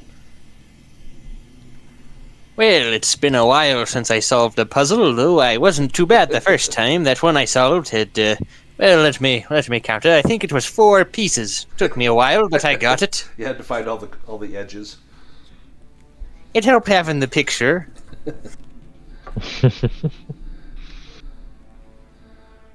Let me have Boots make a beast lore roll.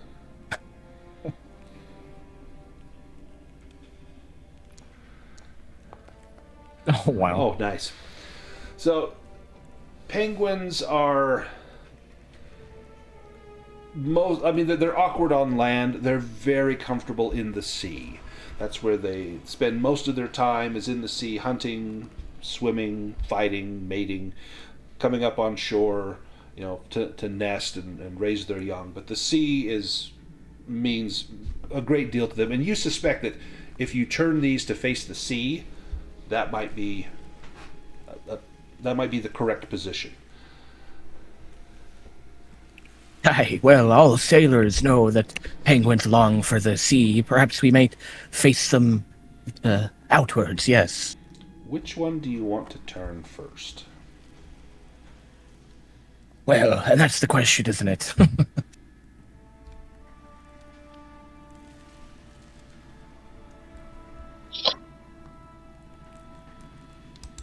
There's quite a few. Why don't we all take one and try to turn it? Yeah, it's just as fair. Who wants to tackle patience? Who's the most patient among us?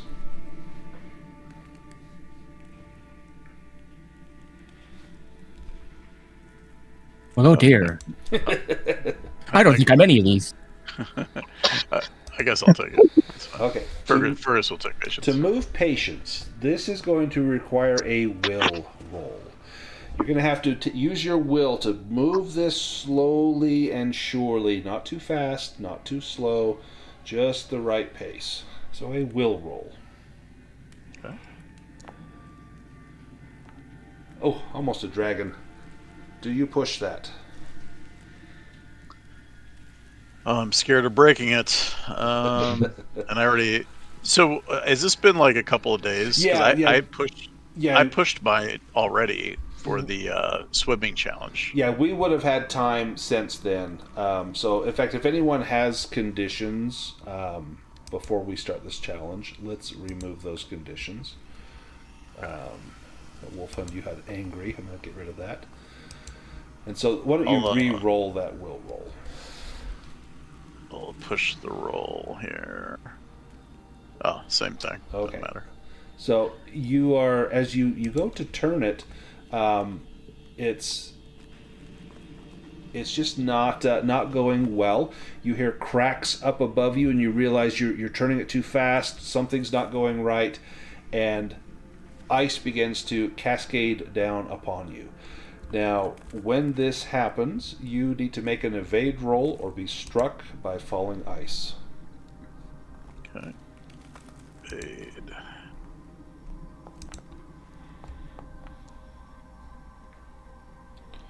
Nice. So you move to the side just as the ice crashes down around you, and you know that you are not patient enough. Who's next? Someone else want to try patience? Or does our next person want to try endurance? I'll give the patience a try. You probably have the highest will, so let's roll for Wolf. It takes a great deal of patience to stitch something together. Also to make me. Oh, Wolf with the dragon. So hard not to eat the meat before it's cooked.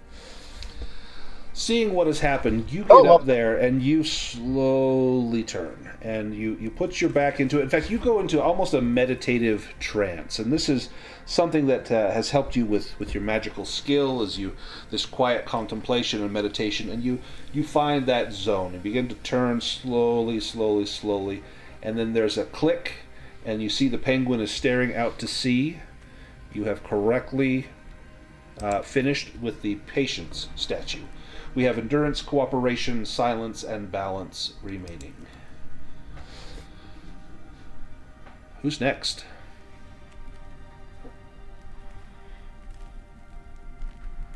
Well, which one takes intelligence? I've got a mind like a steel trap. Like a rusty trap. Well, which one do you think might be intelligence? I think I'll give the silence one a go. So this one, you need to do sleight of hand. You can't even make a squeak. This thing cannot grate or grind at all. Oh, wow. How do you lubricate the base of the statue so that it does not make a sound? Well, we mallards are naturally oily, and I get some of my grime in the gears, and it turns easy. Makes it quite easy to get these things turning when you need to. You just go and flick that little oil gland by your butthole and smear it around the statue. The penguins are looking at you just with amazement, like, why didn't we think of that? And you turn silence. We have endurance, balance, and cooperation left.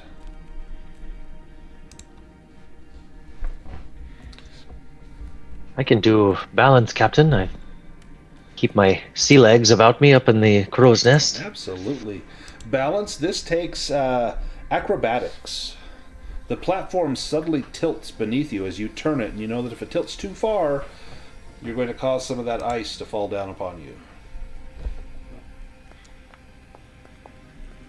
Oh, well done. Nice. You get that turned. We have endurance and cooperation remaining. Cool.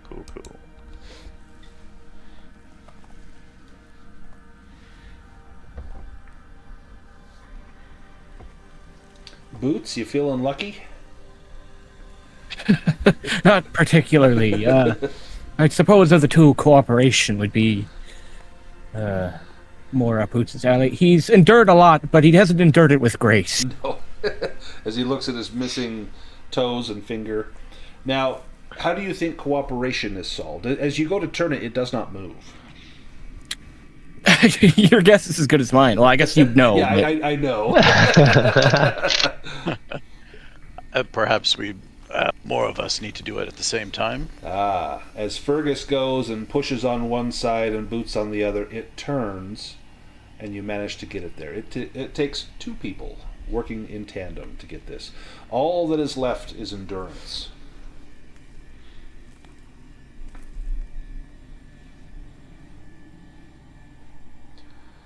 Anyone feeling... I'll try that one. Okay, this is a constitution roll. As you touch the statue, it is bitterly cold, and you feel that cold seeping into your hands. You must resist that cold, endure that pain as you turn the statue. Okay. Nice. When you get the last statue locked into place, there is a look of awe on the faces of the penguins.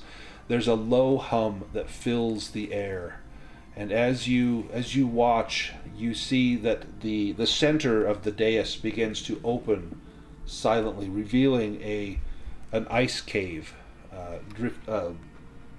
almost drilled down through the ice, deep below.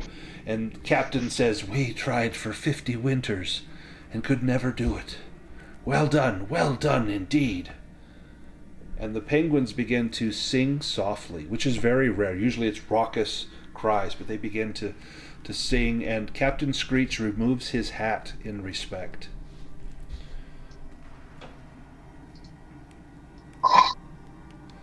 There is a tunnel leading down into the dark. I'll light a torch and I'll, with my sword in the other hand, is it like a staircase or what is it? Yes, there are carved stairs leading down. I'll lead the way. As, I'll walk down. As you head down, it descends in a spiral for quite some distance, hundreds of feet, you would guess, before you arrive at an inside passage. And it looks like a deep tunnel at the water's level, so it's down quite a ways. Let me activate it. There we are. It's down quite a ways, and it looks like the sea has come in and washed part of this out. Let me put some tokens out here for us. We're on the left-hand side. Now, I think I have the light turned on. This isn't all black for you guys, is it? Yeah, No. we see it. Okay, perfect. Yeah. And William. And you can see just across the way over here, there looks to be another tunnel leading in. At the end of here, it looks like it goes out to sea. But you have this stretch of ice-cold water to cross.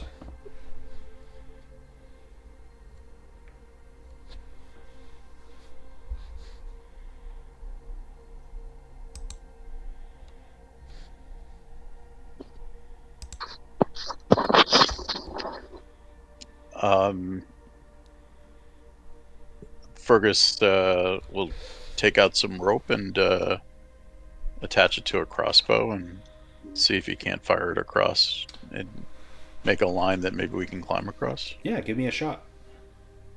Okay. How far across is it?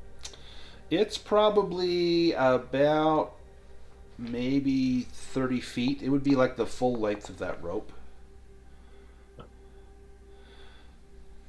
And the shot misses. You're welcome to push that. William, what are you checking with Beast Lore? Well, I know that these northern waters are dangerous. There be those whales that kill sailors, and I suppose I'd like to be on the lookout. I don't want to be one's lunch anytime soon, that is. So yeah, you know that there are predators in these waters, in the cold waters. They tend to be very rich with life. And you know that one of the main predators for penguins are killer whales, as well as leopard seals and the like. And who knows what other creatures might be in here? There could be other things that could prey on these penguins, and so it would only seem logical that they would congregate around this island full of penguins and maybe catch a few strays as they're swimming about. And here we are beneath it with a passage out to the open sea. The water looks very deep here, and as you look, you don't see any specific signs, but you can give me a spot hidden roll. Now, Fergus, do you want to push your light crossbow roll? Sure.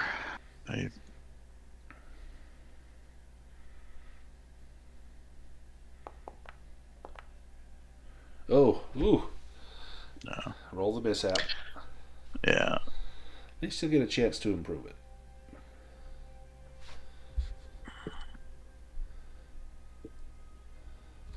Let's see what the... Oh, okay, so that was your last arrow. So as you fired it, it stuck, and as you pulled on the rope slipped off, and you look, that was your last one. Now, William, you're looking very closely in the water, suspecting that there might be predators.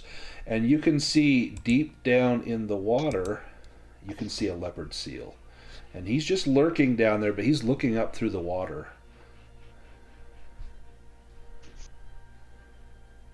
Well, I'll point that out. There seems to be a dangerous creature swimming beneath the surface. Be careful if you fall in. You never know when one's waiting to drag you down to the depths. He's just doing little circles out here, almost waiting for someone to get into the water.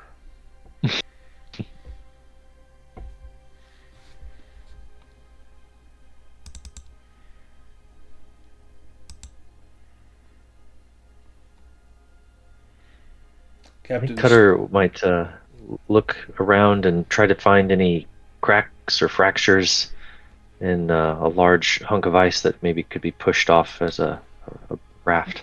So there's a huge piece over here. If you guys could shift that into the water, it would float, and you could probably use it to get across without getting into the water. But you would be, at the mercy of the waves or whatever current there is in here to get across. But if one person could get across with the rope, that may help the rest.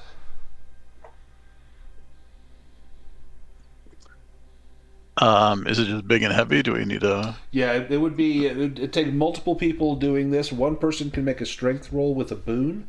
That just represents everyone kind of working to get this thing free. Okay.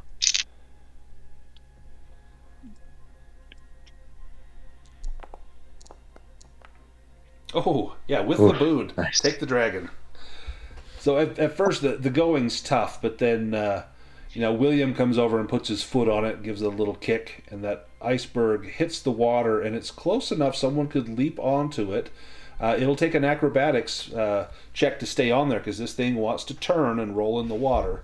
So maybe our most agile person would want to do that. I'll do it, Captain, and Cutter will just grab the rope and run before it gets too far away. All right, Cutter, I'm going to move you just out into the water. Give me that acrobatics roll.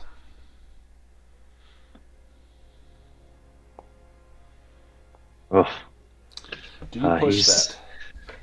He's pretty... He's not angry. I don't think that would make sense. I think he's a little scared. He sees the sea lion getting happy and frisky, or the leopard seal moving a little quicker. Yeah, he's moving over to investigate. Oh, my goodness. And yeah, it starts to roll, and kind of like a lumberjack on a rolling log, you scamper around until you get it to stop, and it's just slowly kind of lolling in the water. Now, it's carried you out as you leapt across, out to about, not quite the midpoint, but close to it. And you seem to be stuck. You're not moving. What do you do now? Everybody blow! I think I'm good at that. huff and puff. He'll crack. He'll pull from his sack a glow reed and wave it, and then toss it as far as he can in the opposite direction, and see if the seal follows it. The seal goes after it, submerged down in the water. It looks like you've got a moment where it is occupied with that light. And then I think he'll just, not knowing what else to do, jump in and start to swim as much as he can. He's not a strong swimmer. Okay, and you still have the rope with you, correct? Yeah. Okay, give me a swimming roll. Oh boy. No. Oh, you had 7. Yeah, I did. He's feeling a little, I think, disheartened that the water's so cold. Ooh. There it is. Okay. You make it to about here. What's everyone else doing as Cutter is frantically swimming for the other side? I probably will walk over to the water's edge and I'll splash my sword through it just to attract the leopard seal attention. Give me a hunting and fishing roll.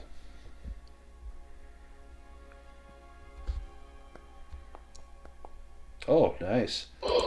Another leopard seal that you had not seen comes over to investigate. And he's eyeing that shining metallic thing that looks like a fish. Now, Cutter, you're swimming frantically for the edge, and up from the depths comes the last seal. And I'm going to put us all into initiative order. Let me reset the initiative deck. And if you guys want to draw cards...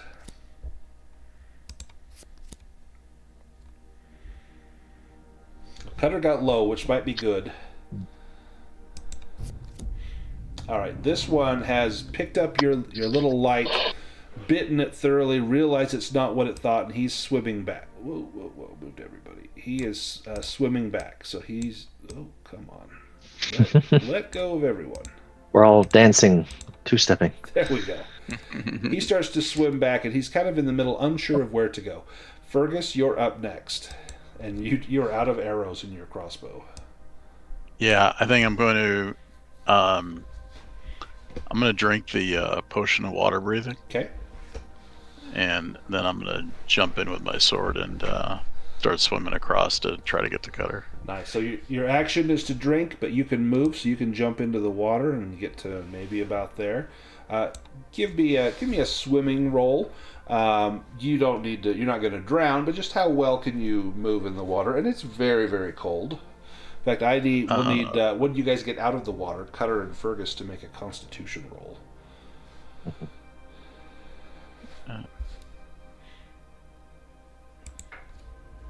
Okay. Hold on, let me check something. Okay. I'm going to activate Sea Legs with 1 willpower. Nice. And... Oh yeah, Fergus is a sailor, right? Yep. A mariner. Mariner, that's it. Oh, shoot. Oh my god. The hell? I'm going to be so dead today. Because I'm just going to push this roll and then... we'll say I'm dazed, I guess. And push.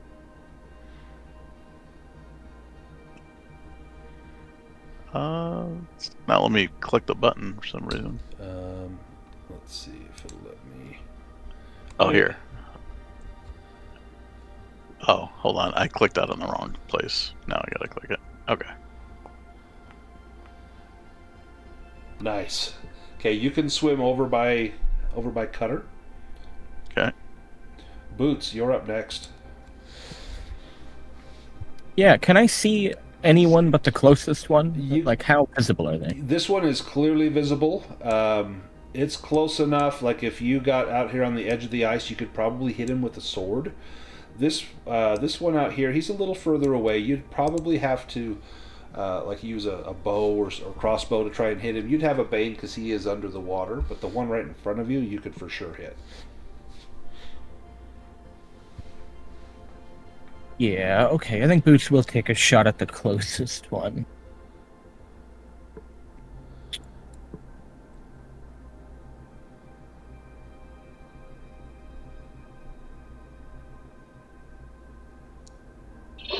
Nice.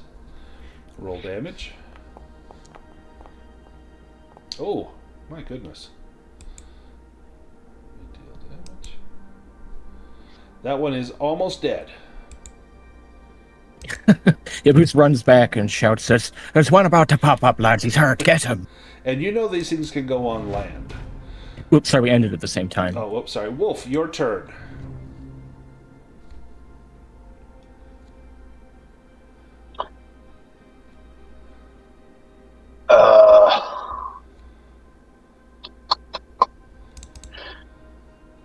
Could I try to use a fishing net to try and entrap one of them and pull them up onto land? Yes, absolutely. That'll be a hunting and fishing roll.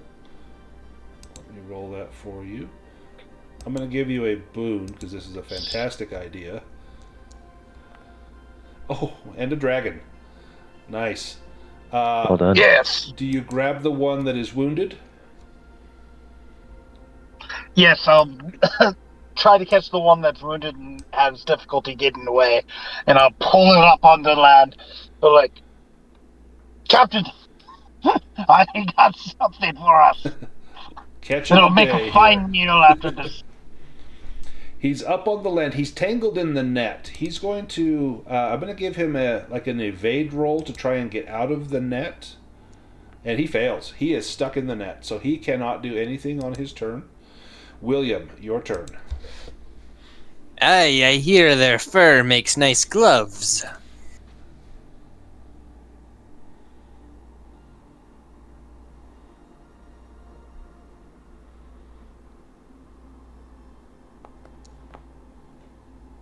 Oh, no. No. Okay, your weapon goes in the water. Oh no.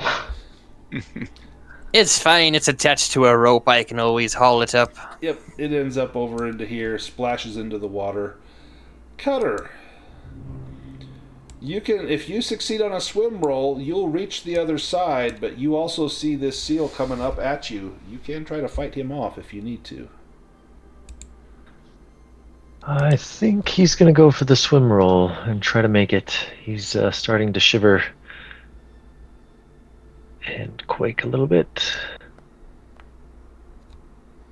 Oh, yes. Oh, nice. And you get up here. Bless you, Brian Mother. To get up that little ice shelf, it's super slick. I need an agility roll. Oh. All right. Oh, well done. He's not but 6 stones soaking wet, and he's definitely soaking wet. And now that you're out of the water, give me a Constitution roll.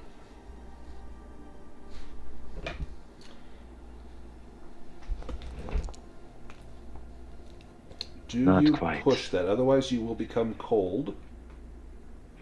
Remind me that conditions. I think it's not very good. So with You can't like. yeah, so once per shift, this will be once per round.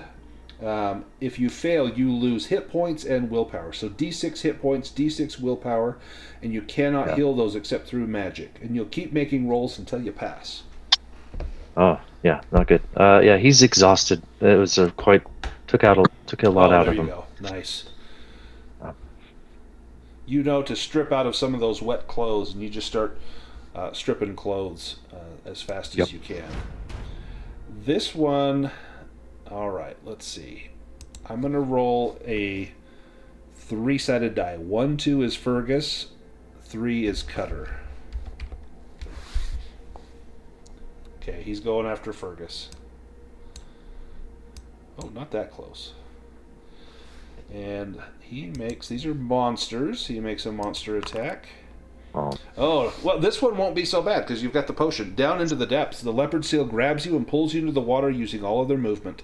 A swimming roll is required to stay afloat, otherwise it drags you down for a little tenderizing. Once grabbed, a strength roll or successful melee attack is required to break free. A weapon attack underwater has a bane. If it's a thrusting, there's no bane, but if it's slashing or bludgeoning. So he drags you down in the water, but you're fine. It's just cold. So that's probably best possible scenario. You can make a swimming roll to try and avoid that and stay afloat. Fergus.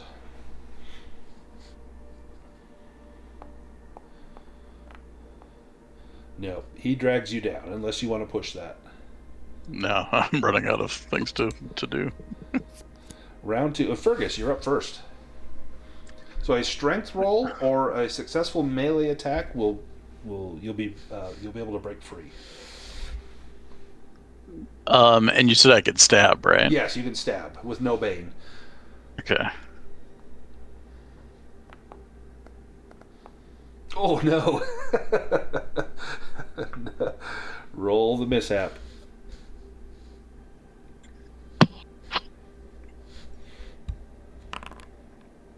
Drop your weapon, so it'll just take you an action to pick up your sword, but you're down near the bottom, and it's probably about maybe 25 feet deep here. Boots, you're up.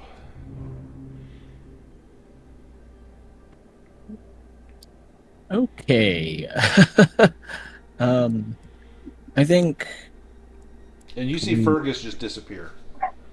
Yeah, this is, and I imagine from here I cannot see these seals over there. Like, no, you see that the would make one me- right in front of you, and Yeah. maybe you see like the back of the one that's just to the left of Fergus as it's coming across the surface and probably going to dive down to rip him in half. Yeah, I think Boots is just gonna try to like mercy kill the seal on the shore to rush for Fergus.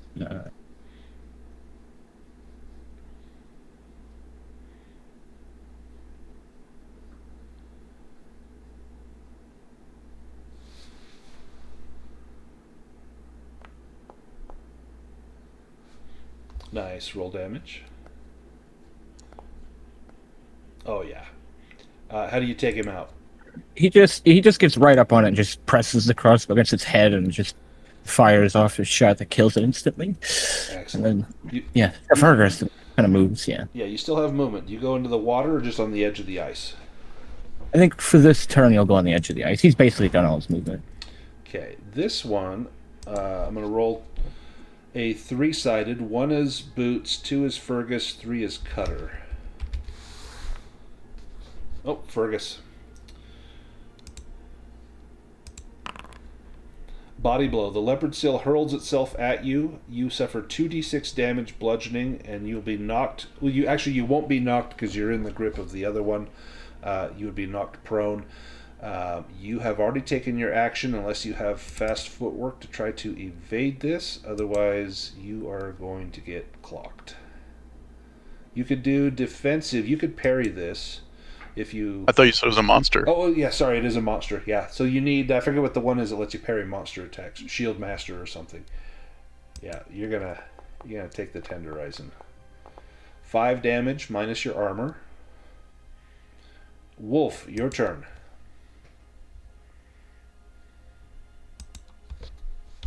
You can see a seal... Actually, they're both on the bottom. You don't see the seals. And the rope is stretched across. Cutter's holding the other end. You could go across the rope. I will try to go across the rope because I do not feel like swimming is the best. Yeah. So to get across on the rope, I'm going to make an agility roll. Ooh, no, you fail. Do you want to push that roll, or you may fall into the water? I will push it. Would you be disheartened? Yeah, that probably sounds about right. As I try to climb up the rope, I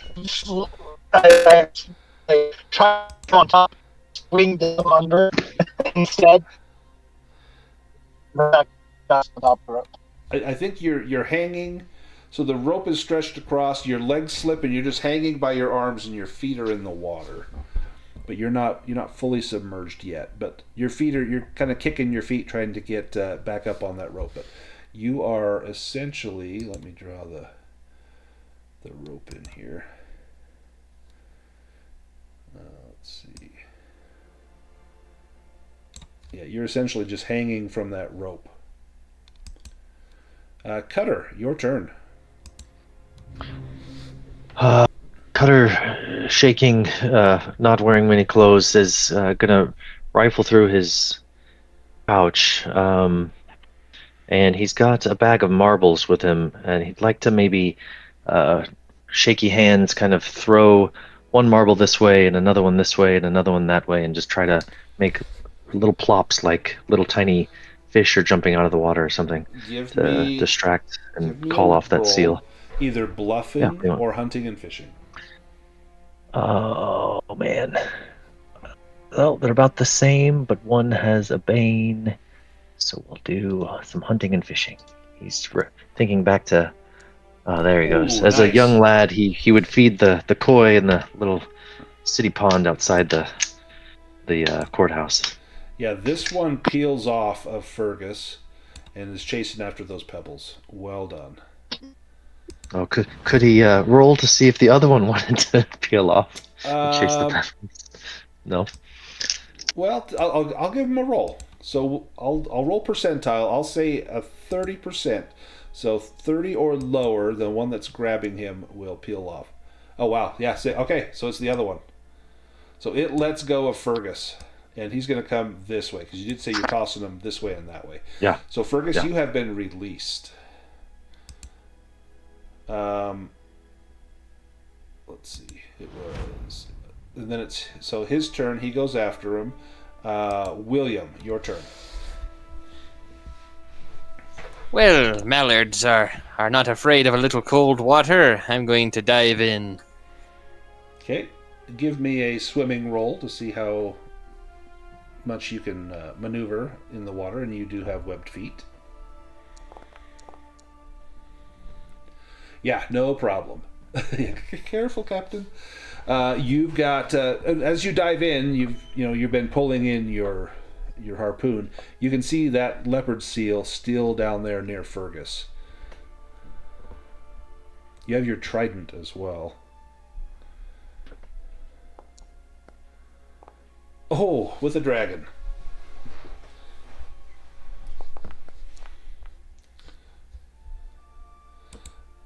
Nearly takes it out. That thing is very bloody. He's sitting on 3 hit points. William, give me a Constitution roll. And then Boots, it'll be your turn.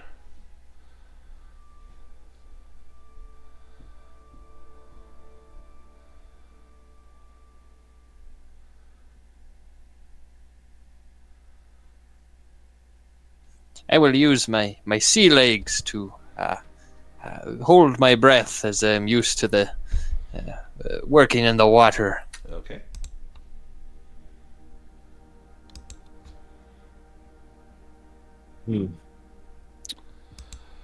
Boots, are you going across the rope? Yeah, I think that's kind of really the Boots does not like water. Yeah. No. Give me an agility roll. Agility? Yep. Or you can do acrobatics if that's higher. Agility is higher. I was just asking because usually it's acrobatics. Yeah. You managed to get over to about where Wolf is, and he's hanging by his hands, feet in the water. And that's as far as you get. Okay. Wolf, it's your turn.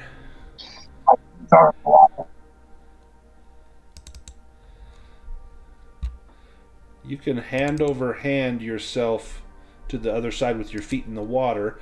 It seems as though the seals have gone elsewhere. I'll just ask for a strength roll for the... Actually, your agility is better than your strength. Let's do agility.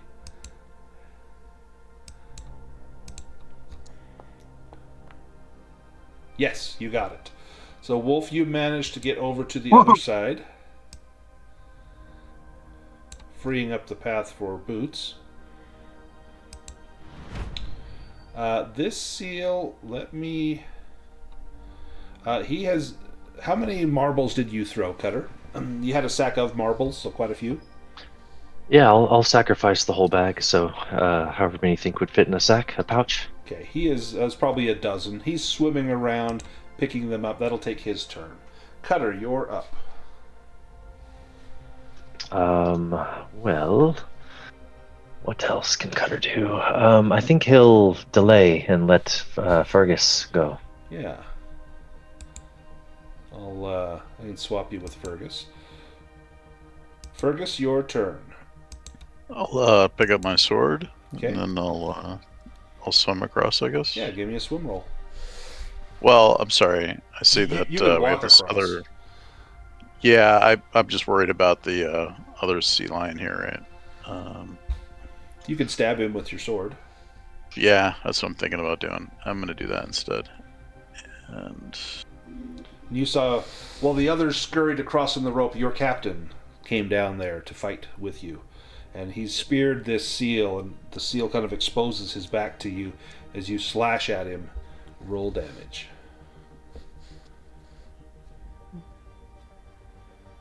sorry, I'm on the wrong panel. There you go. Oh yeah, that'll do him in. Oh, whoops, sorry. That was on Wolf. Let me give Wolf back his hit points. Take that, Wolf. God, I'm not the seal. Let's do this one. I may have broken the seal, but I'm not the seal. That was quite a swing there. You take out that seal, and you can move. You can just walk across the bottom. You can breathe just fine, or you can make a swim roll to try and swim up to the top. Me? I'll probably just run across. Whatever's faster. Yeah, probably running across.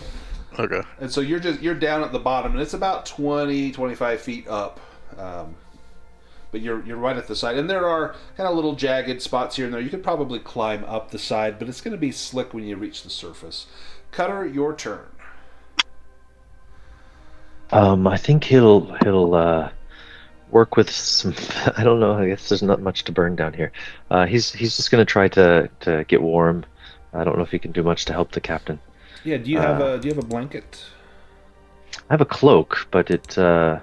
I don't know if I might have been wearing it, so it might be wet.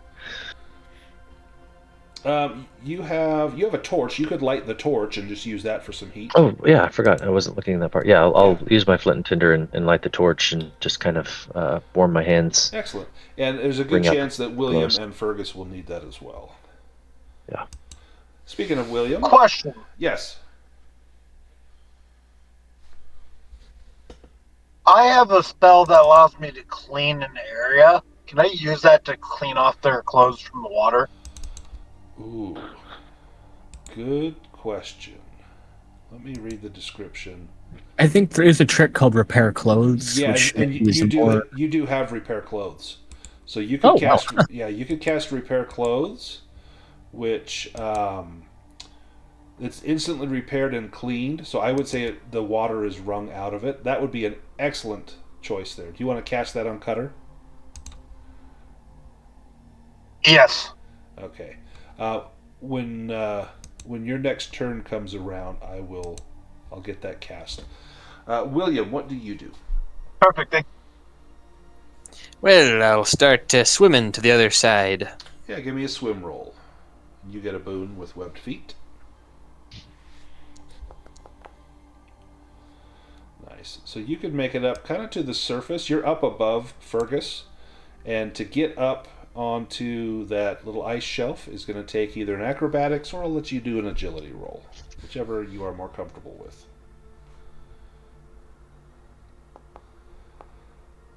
Ooh, do you push that?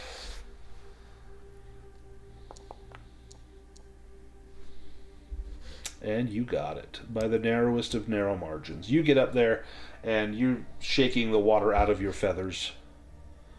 Not to worry. Us mallards don't get cold that easy. We have insulated feathers. Keeps the cold out. William, you're up first. You've got Boots going across the rope. You've got Fergus 20 some odd feet below you. There's still a seal in the water. Cutter is shivering. Wolf is getting ready to help Cutter with his wet clothes. And you are wet as well. Give me a Constitution roll. Yeah. Excellent. Perfect. What do you do, William? Well, I will thrust my harpoon out at this final seal swimming out there and try and keep him off of Fergus while he gets to the shore. You can see him swimming over to Fergus as Fergus is starting to scale up that wall.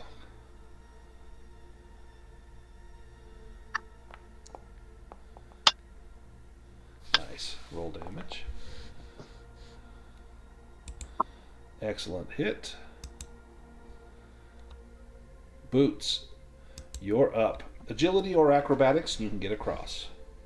Perfect. Agility. Is that an action? Yes. Well, that'd be your movement. You could still have an action. Okay. I guess I would ask, as he's running across, could he just kind of like fire a hot shot at that seal? Absolutely. More to keep it away from Fergus than anything. Absolutely. I will happily add a bane to that.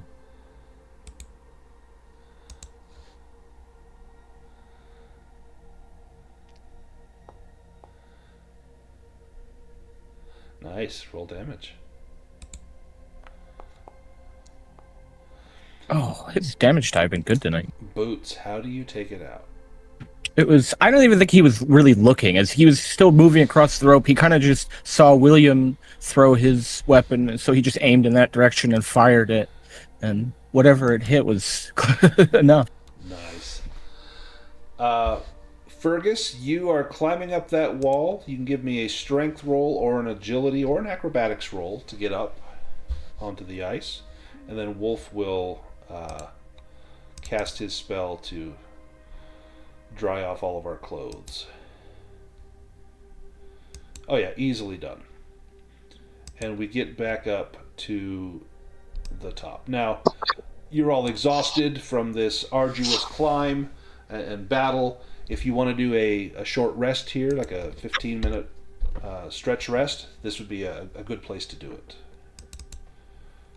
Yes, indeed. I have the seal attached to the end of my rope. I'd like to haul it up and cut it open and crawl inside where it's warm and take my rest. Sure.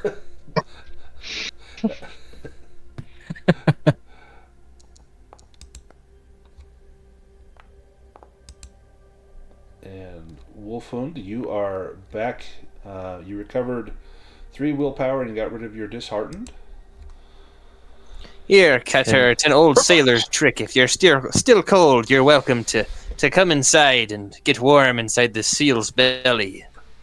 Oh, no, thank you, Captain. It looks. Yeah, I think Fergus's spell here will keep me warm with my cloak, and he'll pull this cloak a little tighter. In fact, it smells an awful lot like apricot brandy inside that seal. Don't worry, the smell sticks with you for a while, but you get used to it. I think Cutter will pull out his old cap, and it's a stretch that you can focus on your mementos. You can use right? a memento to recover an additional condition once per session. Yeah, he pulls out his cap and eyes it, and it taps his finger lightly on a tooth from a beast that he recently added to a pin. And he looks over at Boots and says, when we were out in that swamp, I got worried that you were going to leave us, but I'm glad you're here. Good work shooting those seals.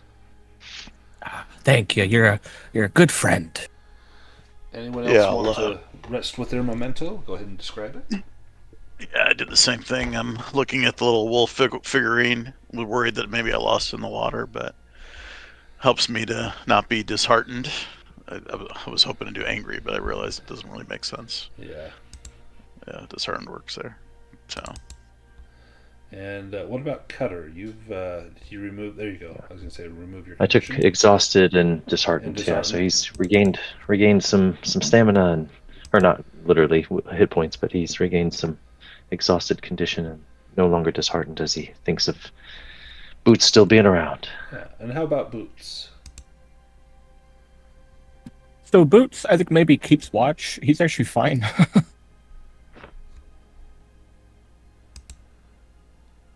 Excellent.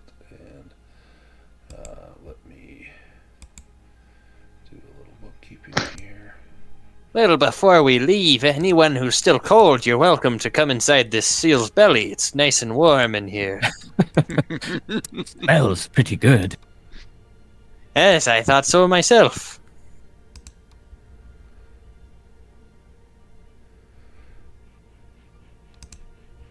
And give me 1 second.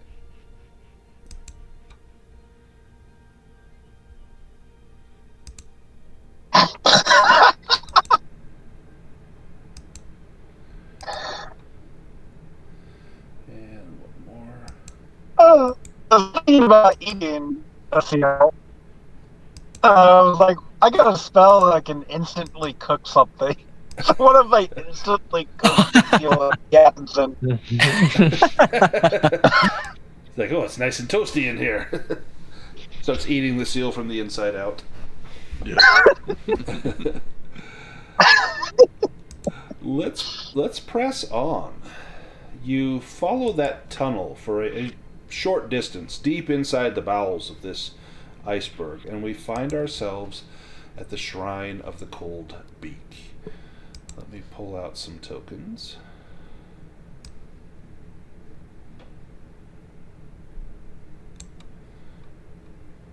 And it looks as though there is a pool of water here and another passage that leads out to the sea.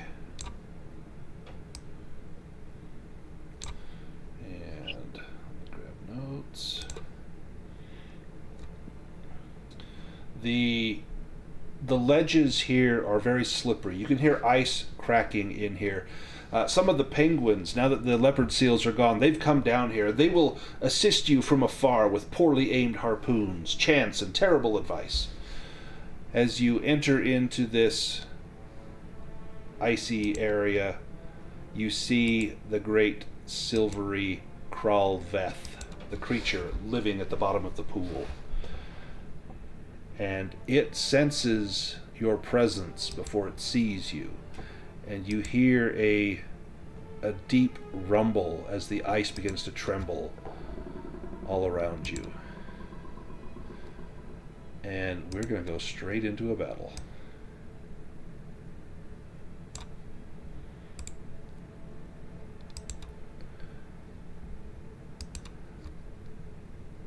Let me shuffle the deck. Go ahead and draw cards.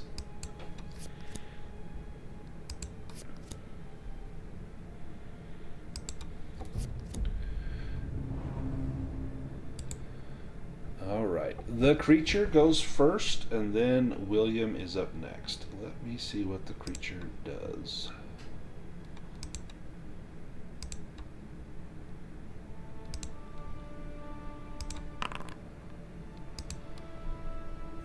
The beast swallows an opponent whole, inflicting 2d6 bludgeoning damage. The victim can keep attacking the ice drake from within where it has no armor rating, but for each round spent in the beast's belly, the victim takes d6 damage on their turn. Armor has no effect. The victim gets out once the ice drake is dead.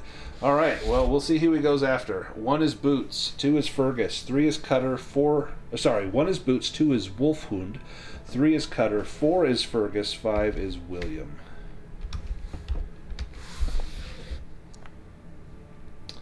He comes up onto the edge of the ice, and William, he's going to try to swallow you. You can try to evade this. Otherwise, you're going in his maw. No, from inside the beast's belly I can do my best work. You will take some bludgeoning damage. Oh, 11 minus your armor. That's not the best he's got. That was merely a scratch on my arm. So from the inside, he has no armor, which is good. But every round in there, you're going to take 1d6 damage, and armor has no effect. Now, I will remind you, you do have apricot brandy that may heal some hit points. William, it's your turn. So on the start of your turn, you're going to take the acid damage. You're going to take 2, and armor has no effect. Are you still with us? Very much so. Okay, your turn, William.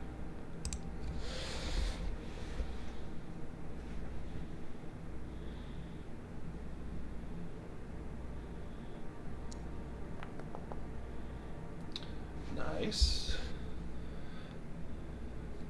What was the con roll for? Well, I drink some of the brandy. Oh, got it, yeah. So you recover 4 points.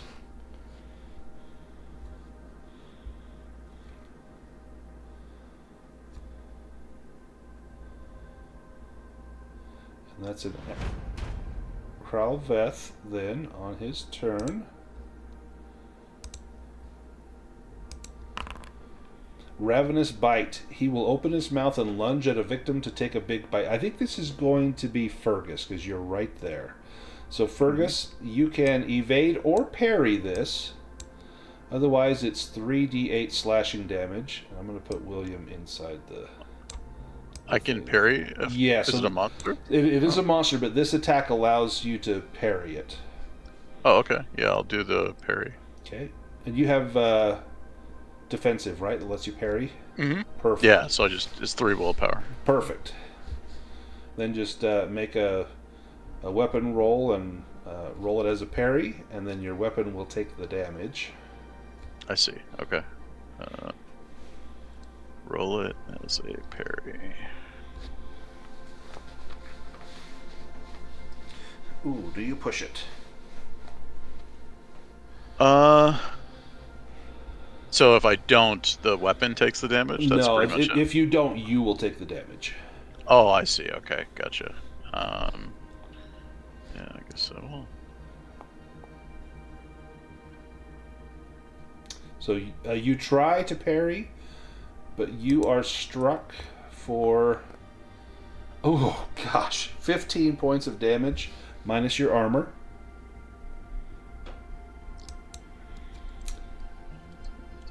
8, 9, 10, 11. And Cutter, your turn. Oh, let's get some combat music going here.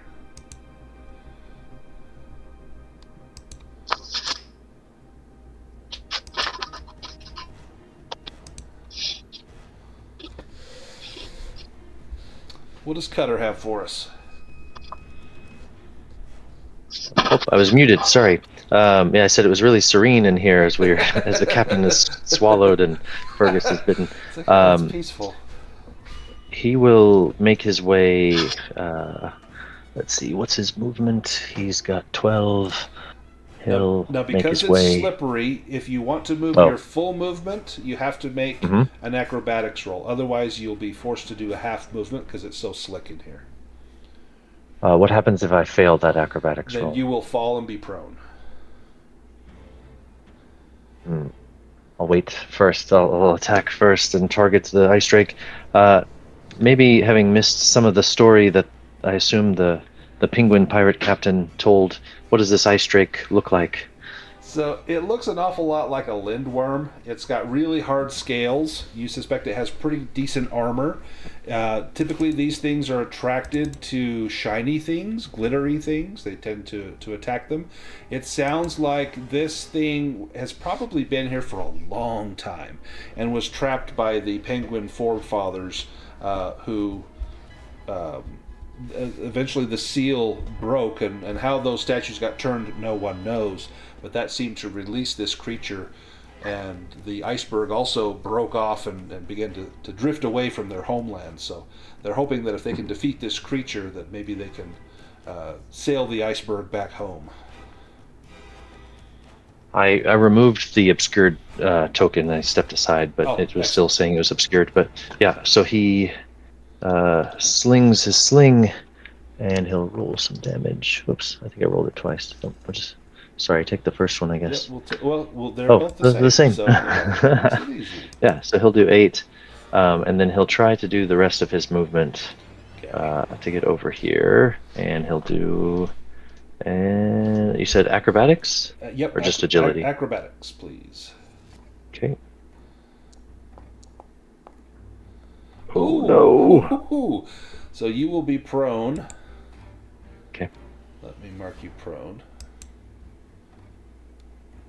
He's rushing to get a little further away from this thing and slips on his butt. And the penguins are like, "Ooh, just like us." But Try to copy slide, I see. trying to slip and slide. They can maybe teach you that. Already you show promise. Wolf, your turn. Now, you do have a badly wounded companion. Fergus is down quite a bit. He's clinging to life. I am going to try to get as close as I can and use my healing spell from animism. So you have to touch him. So you can get to right there. And let me cast your spell.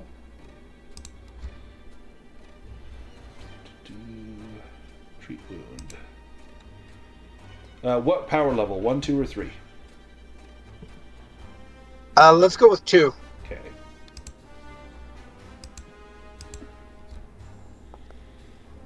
Oh, a demon. Oh, I'm sorry. I'm sorry. Let's roll the mishap.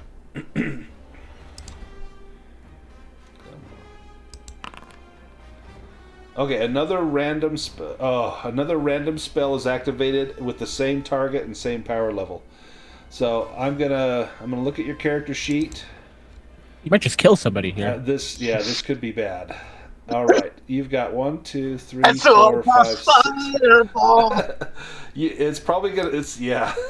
Hopefully it's banish or dispel. That would be just fine. I'm gonna roll a 5-sided die, and I'm just going down your list of spells. I guess tricks don't count. Yep. So, it's dispel. Nothing happens. So thank goodness for that. Yeah, nothing happens, but dispel goes off. Fergus. As I start to heal him, I personally cast a spell on my own heal. Take that healing away. I'll run up and I'll attack.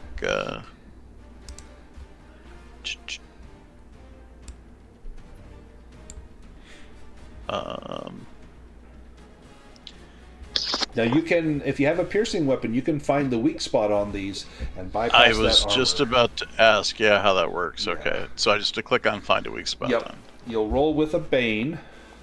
Okay.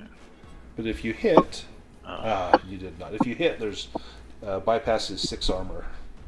I guess I will do that. I just can't catch a break today. Shoot. Boots. Right. I don't think the crossbow's going to do much here, so he's going to use musician. Okay. To give you all the boon. Obviously, you can't give a bane to a monster, right. But Boons I think it's the glory. Yeah. I guess that works for everything, right? Like evade and all that. Absolutely. So boons all around. Oh, for everyone? For everyone. Yep. For everybody. Nice. As long as he is playing. Kralveth. Claw attack. He will rake 2 opponents within 2 meters of each other. He's going to move over to here.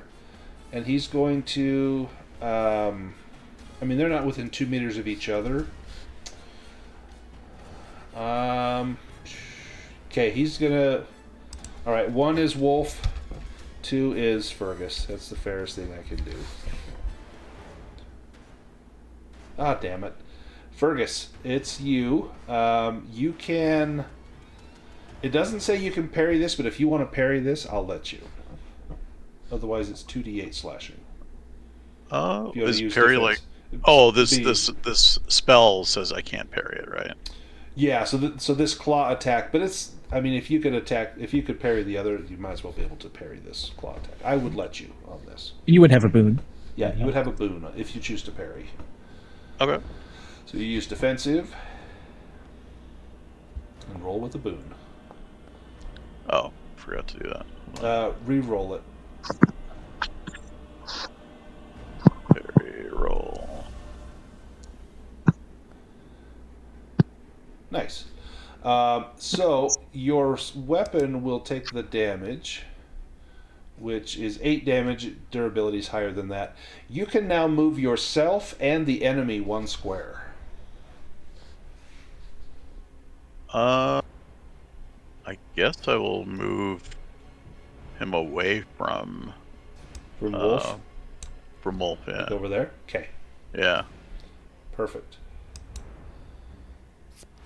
Round 2, and the bad guy goes first.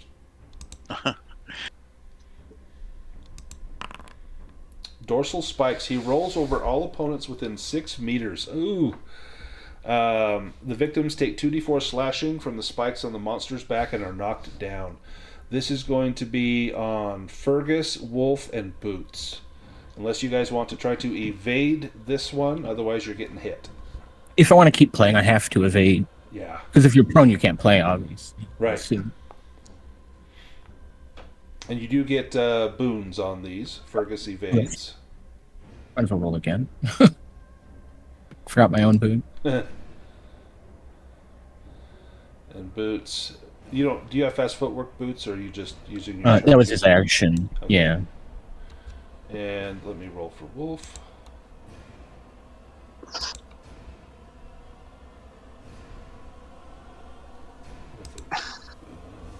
Even the power of the roll. Oh. Yay! Wolf is just fine. Fergus, it would have been your turn, but you evaded. Bad guy goes again.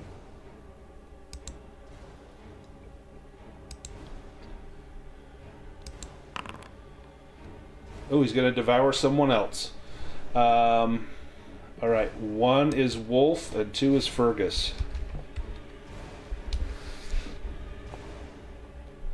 Wolf, he's going to eat you. Yes! You used your action, but now you can heal the captain, so maybe not entirely bad. Wolf, you will take some bludgeoning damage. Oh, 9 damage. Let me mark that off on here. And you've got leather armor, so you take 8. Captain, fancy meeting you here in the gullet of the beast. And you are inside. It's now your turn. You take acid damage, which armor does not protect you from this. Oh, 5. Oh, shoot. Alright, let me make a constitution roll for Wolf. With a boon.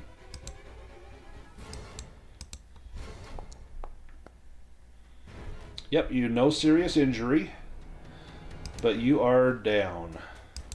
Cutter. This is not going well.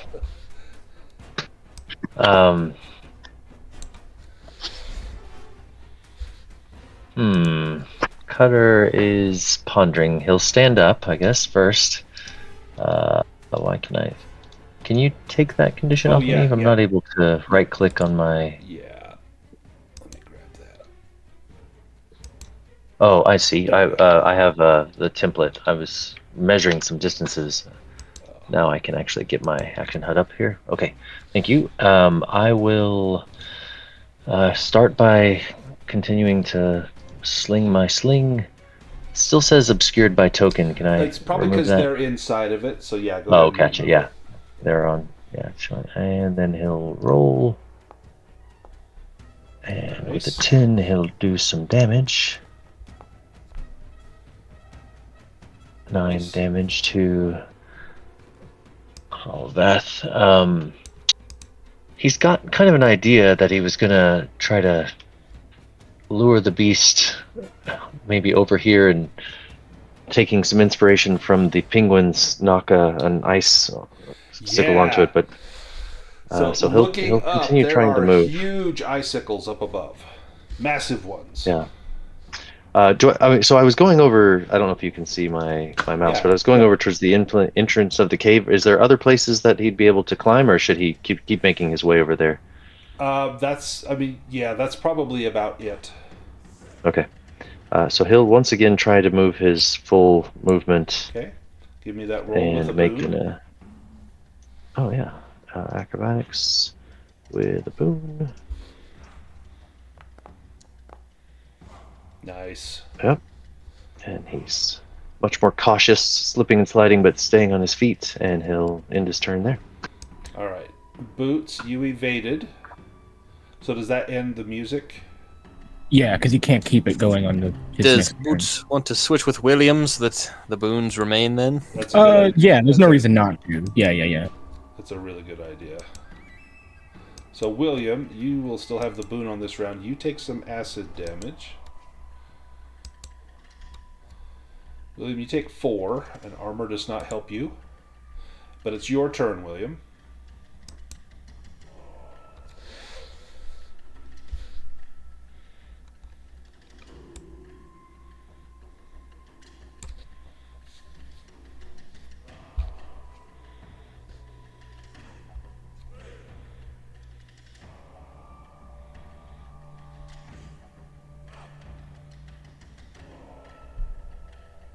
Well, can I try and listen to see if I can hear the beast's heart? It's not the first time I've been trapped in a Leviathan, and I know that stabbing the heart is the quickest way out. Give me a beast lore roll. You can definitely hear the heart and the breathing, but using your knowledge here in the dark of where that might be, yes, you know where it is. You hold your hand up and you're inside the stomach, and just up here as you hold your hand up against the wall of the stomach, you can feel the diaphragm, the lungs, and the pounding of that great heart. Well, then I will thrust Ahab's fury into the beast's heart. I will let this do double damage.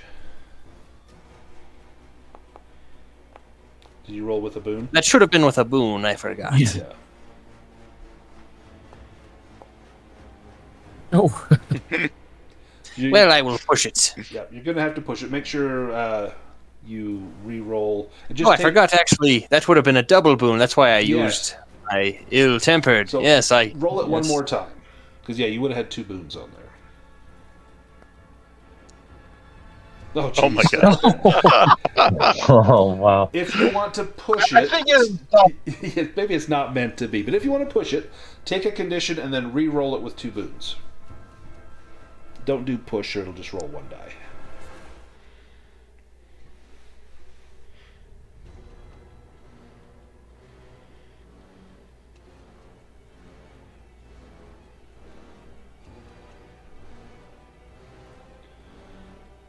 Is that what you're going to do, or are you... Oh, yep, there we go.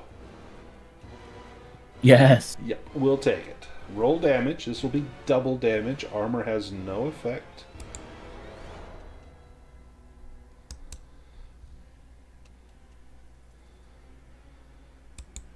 Wait, that's not right. It didn't double it. Let me take another 8 off of there. Nope. Ooh, that's a lot of blood. Just splattered everywhere. I took off all of the points. Let me put them back on here. Okay, there we go.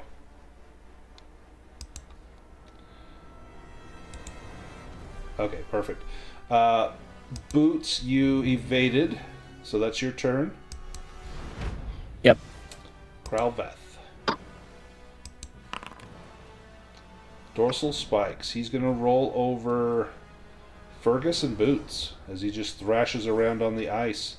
Unless you have fast footwork, this is coming at both of you for 5 damage minus your armor, which I think, Fergus, you avoid all of that, but you will be knocked prone. And Boots, you're also prone. Let me get you guys prone. And we go to round 3. We're going to have People making death saves here soon. Cutter, you're up. Perfect Yes, timing. that's exactly what I wanted. All right, I think he can make it. I mean, I don't know if you'll let him move all the way. His movement would take him up here. Do you need a roll for? Yep. I'll need either acrobatics or strength to get up there. Yeah, he's And there's he'll a bunch roll of penguins acrobatics. around here, and they're throwing down ropes and stones. Okay, he does and have a stuff. rope. Can he use a rope to take a boon on the acrobatics? Yep. Right. Oh, with the Awesome. boon. Thank goodness. Okay, Yes. You are up there. So he'll get up there and he'll eye this particularly long thing and kind of start to stomp on it as he loosens his belt and begins to urinate into the beast's waters and call out to him, "You big ugly white worm, come and get me." Nice. I don't know if you want a particular roll for that. Yeah, give Maybe, me a persuasion with a boon. All right. It's best of my charismas, at least. Nice. That'll do it. Excellent. Wolf, you are down and dying. You can try to rally yourself, or you can just make a death save. You want to try to rally? Yeah, I'd like to try to rally. Okay. Well, that's a will roll with a bane. It's too bad we don't have the song that would have canceled out the bane. Let's roll. Will roll with a bane.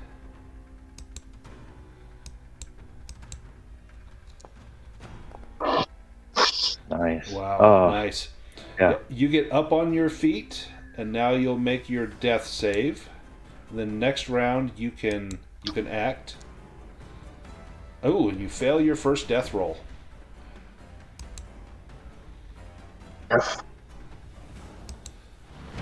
The creature, let me grab all of you that are inside the creature, immediately moves over here.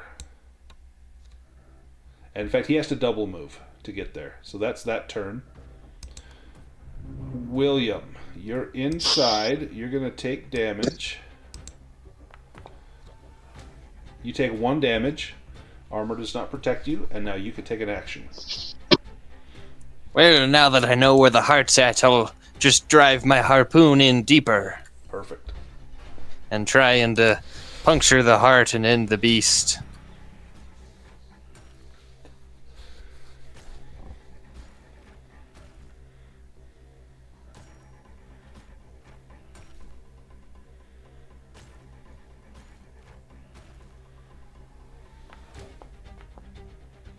Oh, good hit.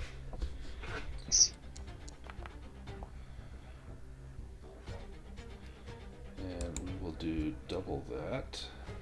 No armor. And then I'm going to deal an additional 6.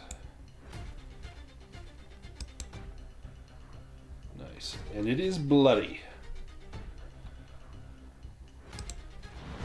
The monster's turn.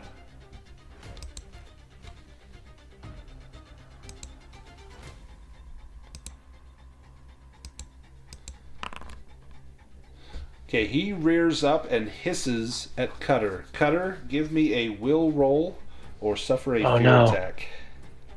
That's this one condition he still has. He's going to take this with a bane. Oh, boy. We need the bosun's whistle. Yeah. Oh. Yeah. Do you push it? I think he's going to. It could be bad, but, let's try. Oof. Not quite. All right. Close. Let's see what the result is. Pale. Oh, that's not bad. Okay. So, yeah, you will take the scared condition. If you already have it, you'll take another one.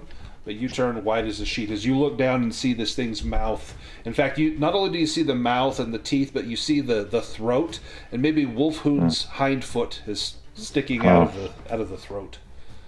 Yeah, he's already scared, but that'll make him just a little bit angry too that his friends are getting digested. Boots, your turn. I assume you get up from being prone. Yeah, naturally. Unfortunately, he can't get close enough in range to do the musician this turn for you guys. So I guess he could try shooting it. You could Or shoot loosening that one of the icicle. You icicles. could shoot that Yeah. because Cutter has already started to loosen that. There's a big crack in it. You can hit that icicle. I think that is what Boots will do. He'll move up somewhat.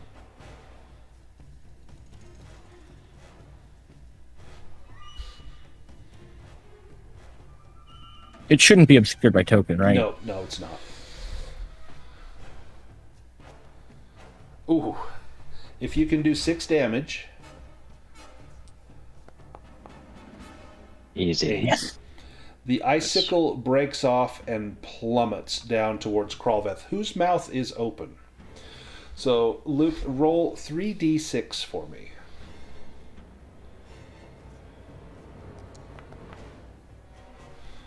And he takes that without the benefit of armor.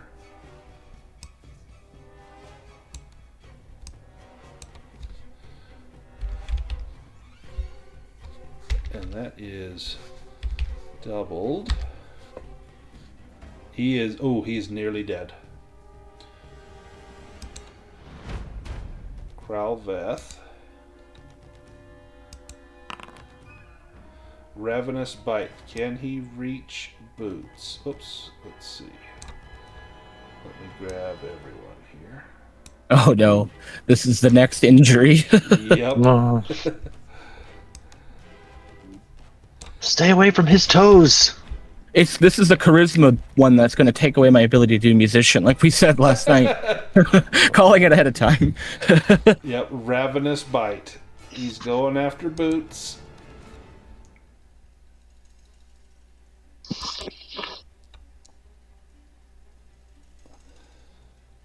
Oh yeah. Oh, it says against Fergus, That's, but that's against Boots. Minus your armor, which is He's 1. got 8. Okay, so give me that Constitution roll. Please pass this one. I don't want any more injuries. Damn it. Do you push it? I mean, I don't even know. Why not? Yeah, I guess. It's hardly a point, but we'll see.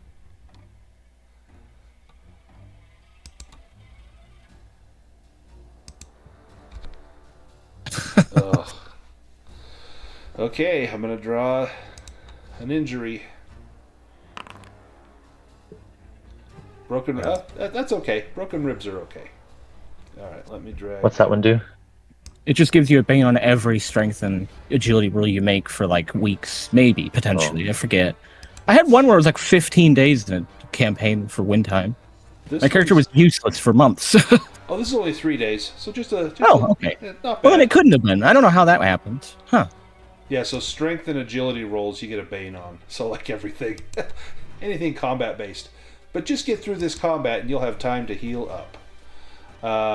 Fergus, your turn. God, I'm so far away. I'm prone too, right? So I have to get up, Yep. and that just limits my movement. Okay. No, you can still move. So you can get up and move on your turn. So there's no. And then what's the maximum I could move? Is just 14 is my movement. So yeah, so you can move 7 squares, and to do the full 7, you'll need to make an acrobatics or an agility roll. Yeah, it sucks that you don't have any more arrows left. Yeah. I will 1, 2, 3, 4, 5. I can go diagonal, right? Yeah. Is swimming like slower? No, I don't think so. So 1, 2, 3, 4, 5, 6. Yeah, actually, I'd be right there. Yep. I'm gonna jump in the water Nice. because I still have water breathing, right? Yep. Oh, yeah. Still active. Yeah. Yeah. So I will. I'm on the wrong icon. Let me switch to this so I can take my character. And yeah, and then I will lunge at him and try to attack him with this. I need to do. And it's find a weak spot, right? Because he's naturally armored. Yes. Yep. Okay. That'll bypass his 6 points of armor. Oh, sweet, Yes. sweet. And he does not have an action left to try to evade it, so roll damage. Yes. Okay, he takes 9. He had 6. How do you finish him Oh, off? thank God. Yes.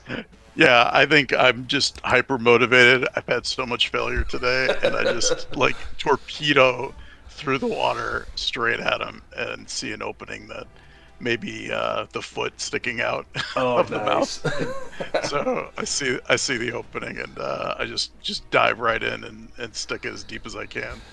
And as you hit him, he regurgitates. And he exhales and spits out Wolf and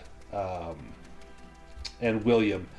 And I'm not going to take us out of order because we've got people making death saves. In fact, Boots, you're up first. Do you want to make your... you could rally or death save? Yeah. Not quite. Nope. Might as well push it. Can you push if you're trying to rally? Yeah. Okay, might as well. No, okay. No. Give me a death roll.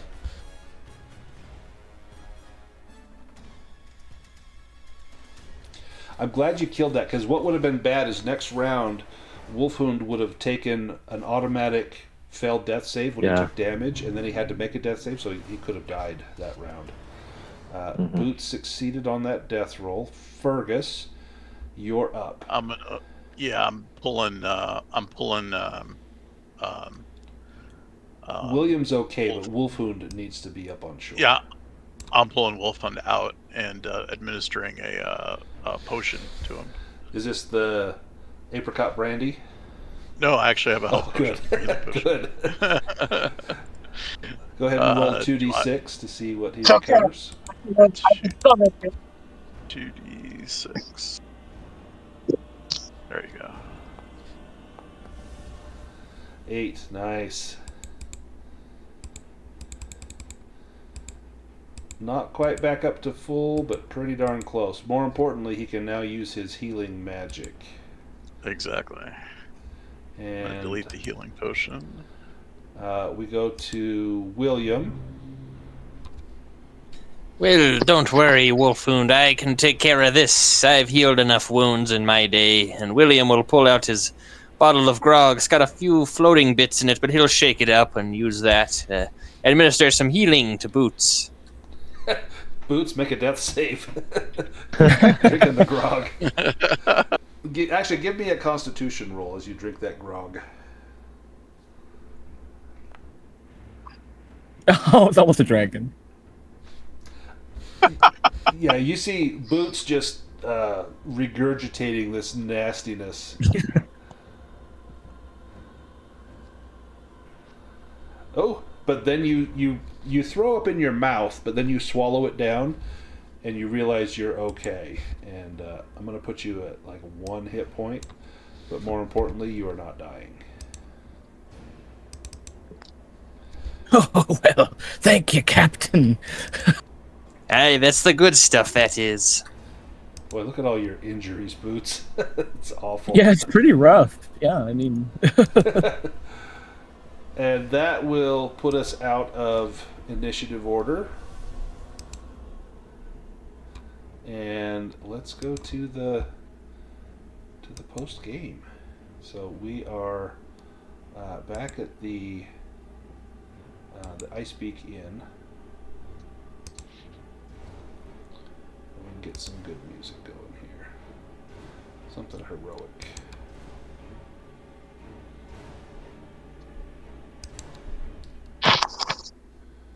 And somewhere I've got a raucous crowd of Volcare. What is it? Let's see. It's my tavern one. Fantasy Tavern. That's the one I'm looking for. Perfect. Okay, we make it back to the Ice Beak Inn. Battered and bruised, but victorious. And the Captain Screech reveals a few things. He says, first of all, what I owes you. Silverbeard, he once tried to steal the treasures of the shrine. He fled with a fragment of a map and a frost-charmed compass. He was last seen heading towards a place called the Bleached Maw, but other folk, such as yourselves, might know it as Yarnborg, and the name does not ring a bell to any of you. So it's someplace that is not on your map. Let me write it down here. Yarnborg.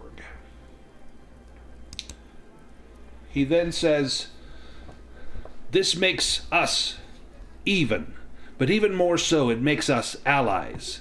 It makes us informants, and perhaps occasional future complications. As a reward for your diligence and good doing, let me give you the bloody peck, my own knife. Let me give you the anklet of Spheniciform. Let me give you my own shrill battle horn. And of course, another bottle of apricot brandy. Now, the Bloody Peck, if someone wants this, it is Captain Screech's knife. It's just a regular knife. However, this is finely crafted and bears a blessing of water breathing. Anyone holding the blade can spend 4 willpower to breathe underwater for 1 stretch. If the knife leaves their hand, the spell is instantly broken. The anklet of the Spheniciform. This anklet is engraved with penguin motifs and designs. It grants the bearer a boon to swimming roles when worn. The shrill battle horn. The penguin folk war horn has been known to cause folk to tremble in fear, at least according to Captain Screech. Most folk tend to look and see if someone sat on a seagull. What exactly does it do? It does nothing. It's just his horn. Oh. But if someone wants it, they can have it. You know, if you want an awesome battle horn. He says, if you blow this, if we hear it, we'll come running. We'll come to your aid. He says, that's awesome. We have 3 more gifts for ye. One is for the William. While you've been away, me lads have been making modifications. And you all look at each other like, uh-oh.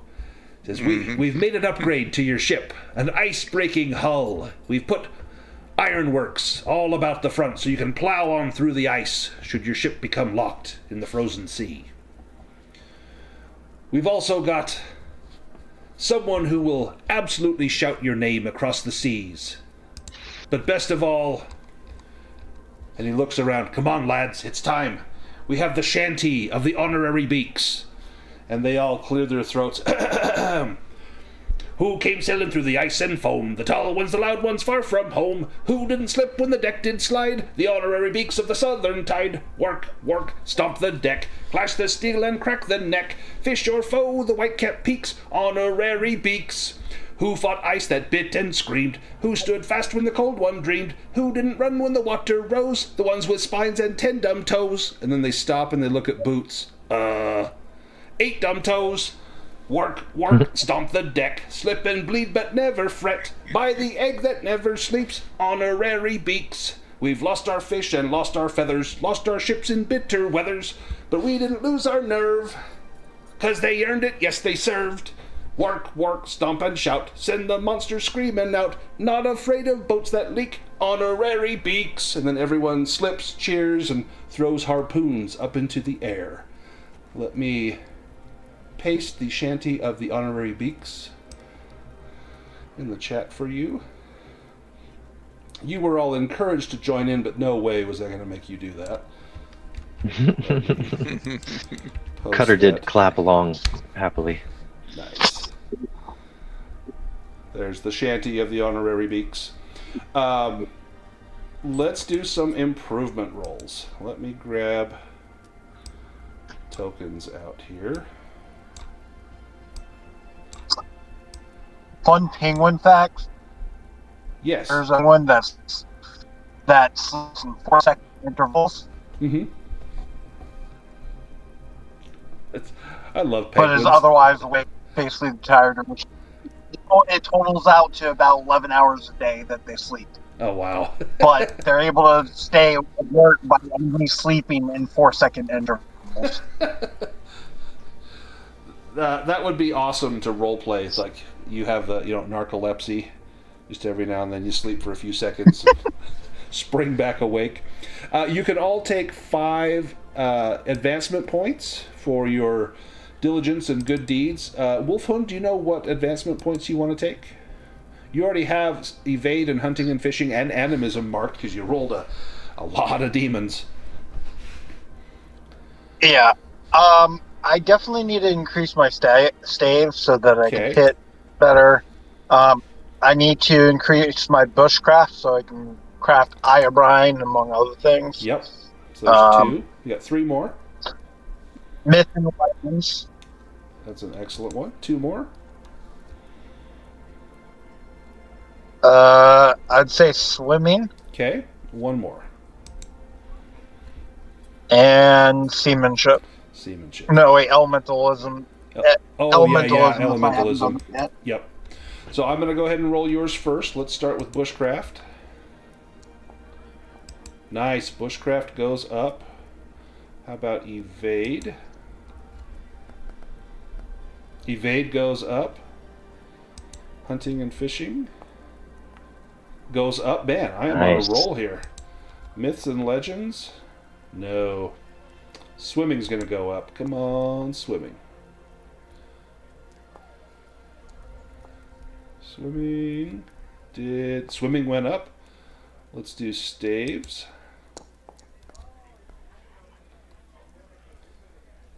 Nice. Staves went up to 11. Here's your big ones. Animism. Close. Oh, so close.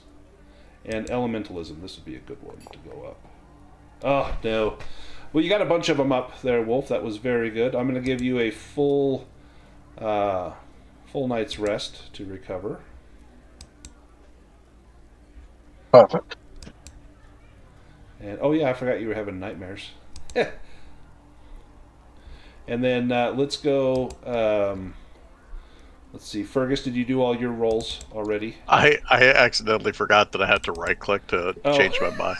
So that's why those all rolled. I didn't realize it until after I looked over to the right. Did any of them improve? Looks like your awareness. Yeah, improved. Awareness did, and I was trying to turn that off. So I guess we can just manually switch it back to 12 if you want. Yeah. Okay. Let me do that. 12. There we go. Okay. All right. Perfect. So now, all right, go ahead, Fergus. Okay. So I'll do that. Nice. And bushcraft. Excellent. And evade. This has been a good improvement session. Yeah, because I usually don't. I know, right? Chip. Nope. Uh-oh, I just cursed you. Swimming. Come on, crossbows. Oh. I got more than I usually do, at least. All right, swords. Don't let us down. Oh, shoot. Oh, it almost... Dang, it was close. Nope. And then do a full rest, heal up all your stuff. Okay. Let's go to William. Make sure you heal up all your stuff too, William. Nice. Beast lore goes up. You learned a lot about where the heart is on a lindworm.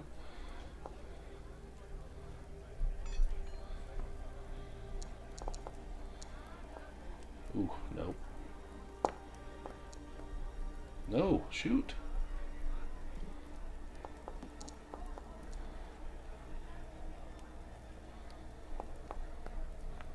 Oh, there we go. All right. So spears went up. That's a really good one to have. That's all for me today. Make sure you do a full rest and recover all your stuff. Let's do cutter. Yeah. Actually, I think he's gonna. He didn't use his knife, so he's not gonna do knives. He'll do evade. So he slipped. So that demon on acrobatics, and he's Excellent. a little steadier on his feet. That's good. 2 away from a heroic ability. Evading, not quite. He persuaded with a little bit of obscenity. There we go. Not quite. You say a little bit of spot hidden. obscenity? Yeah. Oh, almost a 17 there. He did do some swimming, but not enough. Man. And this one will be a hard one, but we'll On see. slings. Slings. Oh, almost a Oh demon. no! So Almost. close. All right. Did you get nothing? Oh no, you got acrobatics. Oh no, I got acrobatics, and Yeah. I think if no one else is partial to the knife, he does love knives, so he might take the captain's Yeah. something beak, was it?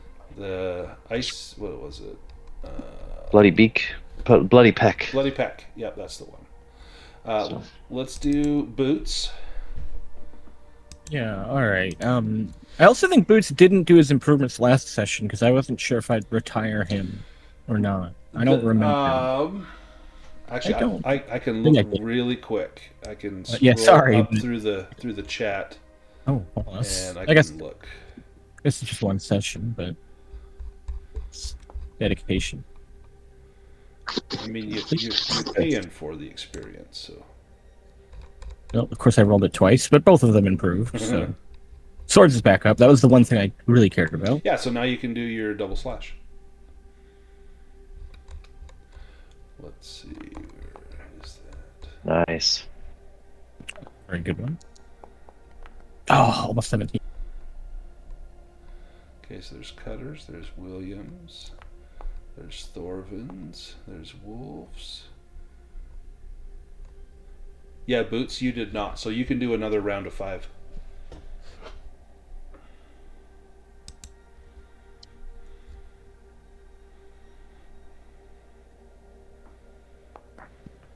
Right.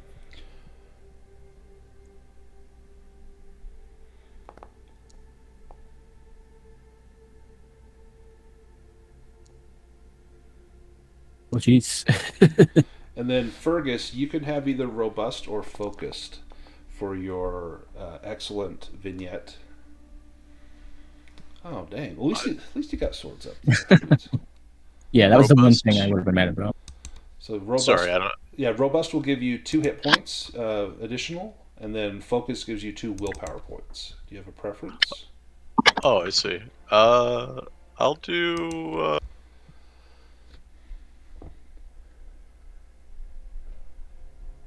I'll do hit points. Robust. You Yeah. got it. And that stacks. You can take that multiple times. So that should have just added it, and then I'm going to heal up those 2 points for you. I'm thinking for Cutter as well. Excellent thinking with the being brave enough to swim with the rope across, and then doing the ice spike. So does Cutter want robust or focused? Extra hit points or extra willpower? Yeah, I think he'll take robust as he's developed some of that brown fat, and he's just getting a little stouter, sturdier, drinking some of this apricot brandy. Let me drag that onto your character. Excellent. And then this is the 3rd session since we finished the Secrets of Oyster Cove. So I'm tempted to do just a milestone heroic ability here. If we don't do it here, we'll do it in 2 more sessions. Do you guys want one now? Because you've actually accomplished quite a bit. You've now made allies of the frog folk and the penguin folk, and you've got another town that supports you. I'm okay with doing one here now, or we'll do it in 2 more sessions. Any preference campaign-wise? Yeah, I'll take it now. That's what I thought people would say. Excellent. Do you guys know what you might take for a heroic ability? Yes, fast footwork. Yeah. Yeah, I'm gonna take that too. All right. If we're doing heroic abilities, could we make up our own? Yes, and, like we have get done it fixed before. time? If you want to make one up, you can. The penguins will teach you slip and slide if you want, instead of fast footwork. Oh, that'd be cool. Yeah, what is slip and slide? So it's just I don't know like if I've fast seen it. footwork, but you move 4 meters instead of 2. But it means you drop on your belly and slide. So you look goofy, but it works better than fast footwork, and it still costs you 3 willpower. Okay, it's same willpower, Yeah. right? Yeah. Boots, do you want slip and slide? Or did you want fast footwork? I jumped the gun and put fast footwork on there, and he's a cat, so I think. Well, almost the belly thing almost makes sense as a cat, actually, Right. doing a little pounce. But We can take it off if you want slip and slide. you know what? I talked myself into it. That's I could see that working really well. Nice. Let me delete that from your sheet. And we'll put slip and slide on there. Well, thank you. Uh-huh. Delete.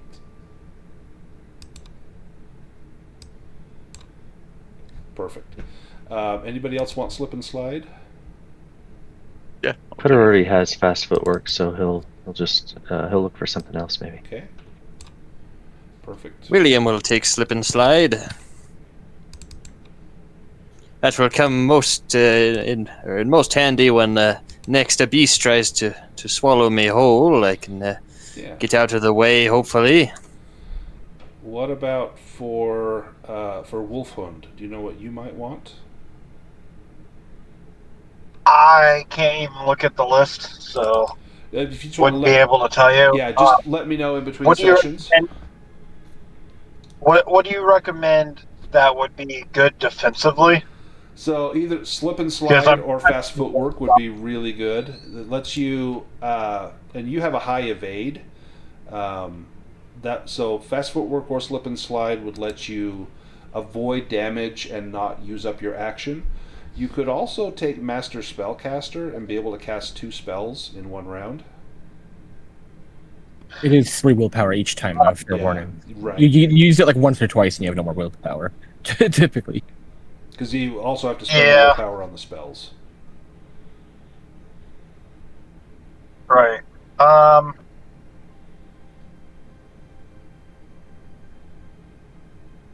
Let's take the slip and slide so I don't lose my action Perfect. when I defend. Yeah, so that'll let you defend and get away from someone and not lose your action. Did everybody Right. get one? I don't think I missed anybody. Cutter will figure out what he wants. I'm trying to pull up the book here. Okay. And I should have it on Foundry. If you go to the journals, I've got the book. Or you That's right. or you can go to the items and go to abilities, and it will have like all of them. They should be visible. Yeah, I was trying to pull up. I have the PDF somewhere, but I was trying to pull it up. But I'll look on your journal. Now, did somebody take the anklet of the Spheniciform? Gives you a boon to swimming rolls. Spheniciform being the scientific order of penguins. I took a bunch of ornithology courses in college, and we had to learn all the orders of the birds, order of the day. And so Spheniciform is the kingdom, phylum, class, order, family, genus, species. The order of penguins. If anyone wants that. There's also the shrill battle horn, which honestly seems like it does nothing, but who knows? It could do something cool. And then I think Cutter, you took the bloody peck. Yeah, if no one else wants to make a call for it, he'll take the bloody peck. And then did someone take the carved scrimshaw? I think there was, what did I say, 8 of those. There was 2 pouches of pearls, and there was the mess of strange coins. I didn't drag them and drop them, but I put them in the journal. Party loot. Perfect. Yeah. Now, I didn't catch the numbers, though. So you said there were 2 bags of pearls? Yeah, 2 pouches of pearls. And actually, I think there was 4 of the carved scrimshaws.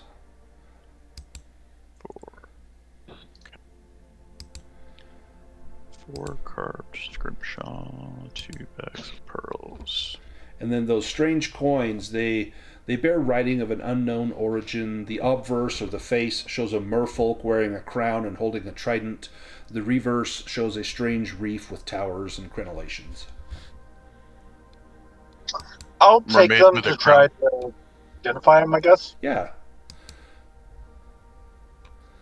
That will be a whole mission and session unto itself. Perfect. Any questions? Did everybody, or did the people that want one of the items, did you take it? The 2 big ones are the bloody peck and the anklet. And then Yeah, whoever's not good at swimming, or whoever generally gets pulled into the water, right, take take the the anklet. I'll take the anklet. I've drowned almost twice. So. yeah, take it. Perfect. I will put the anklet on your character. And what does the blood effect do? So if you hold it in your hand, you can breathe underwater for a stretch. But as soon as you let it go or it gets knocked out of your hand, then you start to drown. I see. Okay. Yeah, do we have steady access to those potions, or do we have to like go back to get more? I think we probably do, right? Yeah, you'd have to go back to get more of the potions of water breathing. Okay. Because I'd only had one. I drank that, so I just took it off. Oh, I actually have two. Shit. I have one more. Okay. Maybe somebody else should take that since I have one more potion in case we need it. I got rid of some inventory using my glow sticks or glow reeds and marbles, so I've got some space. But yeah, go for it. what was it? I was looking at the heroic abilities. What is it over? The bloody peck. Oh yeah, I got that one. Is there anything else? You did? Yep. No, I think that's everything then, right? Okay, cool. All right. Well, I hope you all had fun. I had a blast. This was one that, again, I wrote it after we had talked, and I thought that today was International Penguin Appreciation Day, but turns out that it wasn't. So I hope this wasn't too corny. I hope it was kind of fun. I thought the Penguin Pirates was just a hilarious idea, and that last battle was awesome. Like that was really tense. Yeah, that was. I thought we were all gonna die. I thought for sure we were losing a couple of characters. We had such a bad start. Yeah, the two that were swallowed, I'm like, oh, they're done for. We had such a bad start, and then getting across with those leopards, seals. Oh my god! Awful. Like we all lost a lot of stuff there, but the battle with the penguins was almost hilarious, and like how just terrible they were. Yeah, that could have been bad. They had a lot of people. They did. Yep. Awesome. Any feedback on the scenario? I may put this up as a one shot. If I do, the adventure is called. Let me take you to the page. Black Ice and Broken Wings. Nice. Is this something that you would recommend, or was it a little too cute? No, Oh no, highly recommend. Maybe put like gold at the end or something. That was a pretty hard boss. So we could have some treasure. That is true. Let's draw a couple treasure cards, and then I will put something for a one shot. I'll put a little something extra in there. Okay. Well, we find a spyglass. Well, no poison dagger. Mm-hmm. Okay. Well, 40 gold. Woohoo! We each get 8 gold. Yeah, I'll come up with a little better treasure if I do this as a one-shot, I think. That's partly why I wanted to do the heroic ability, because there was a big accomplishment and there wasn't like a big bunch of loot there. Who took the horn? I don't think anybody took the horn. Did somebody want the horn? I'll take it if no one wants it, but... I realized that there was a shrill battle horn. I don't know if I got that. Let me put that in the journal. Oh, I did. I noted it down. I noted it in the journal. If somebody didn't take it, feel free to take it. Sure, yeah. Cutter will grab it. Awesome. Our next game is exactly a month from today, March 20th. I think most of you are signed up. I don't think Wolf. I'm out. I don't think you're up. Well, I think you're out in April, right, Cutter? Oh, that's right. Yeah, I'll be here in March, but I'm out in April. Yep, you're out in April.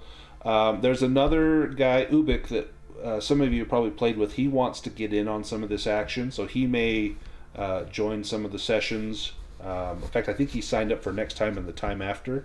Wolfhund, I don't know if you're signed up for next one or the one after, but they are open if you're interested, and if it works with your schedule, we'd love to have you.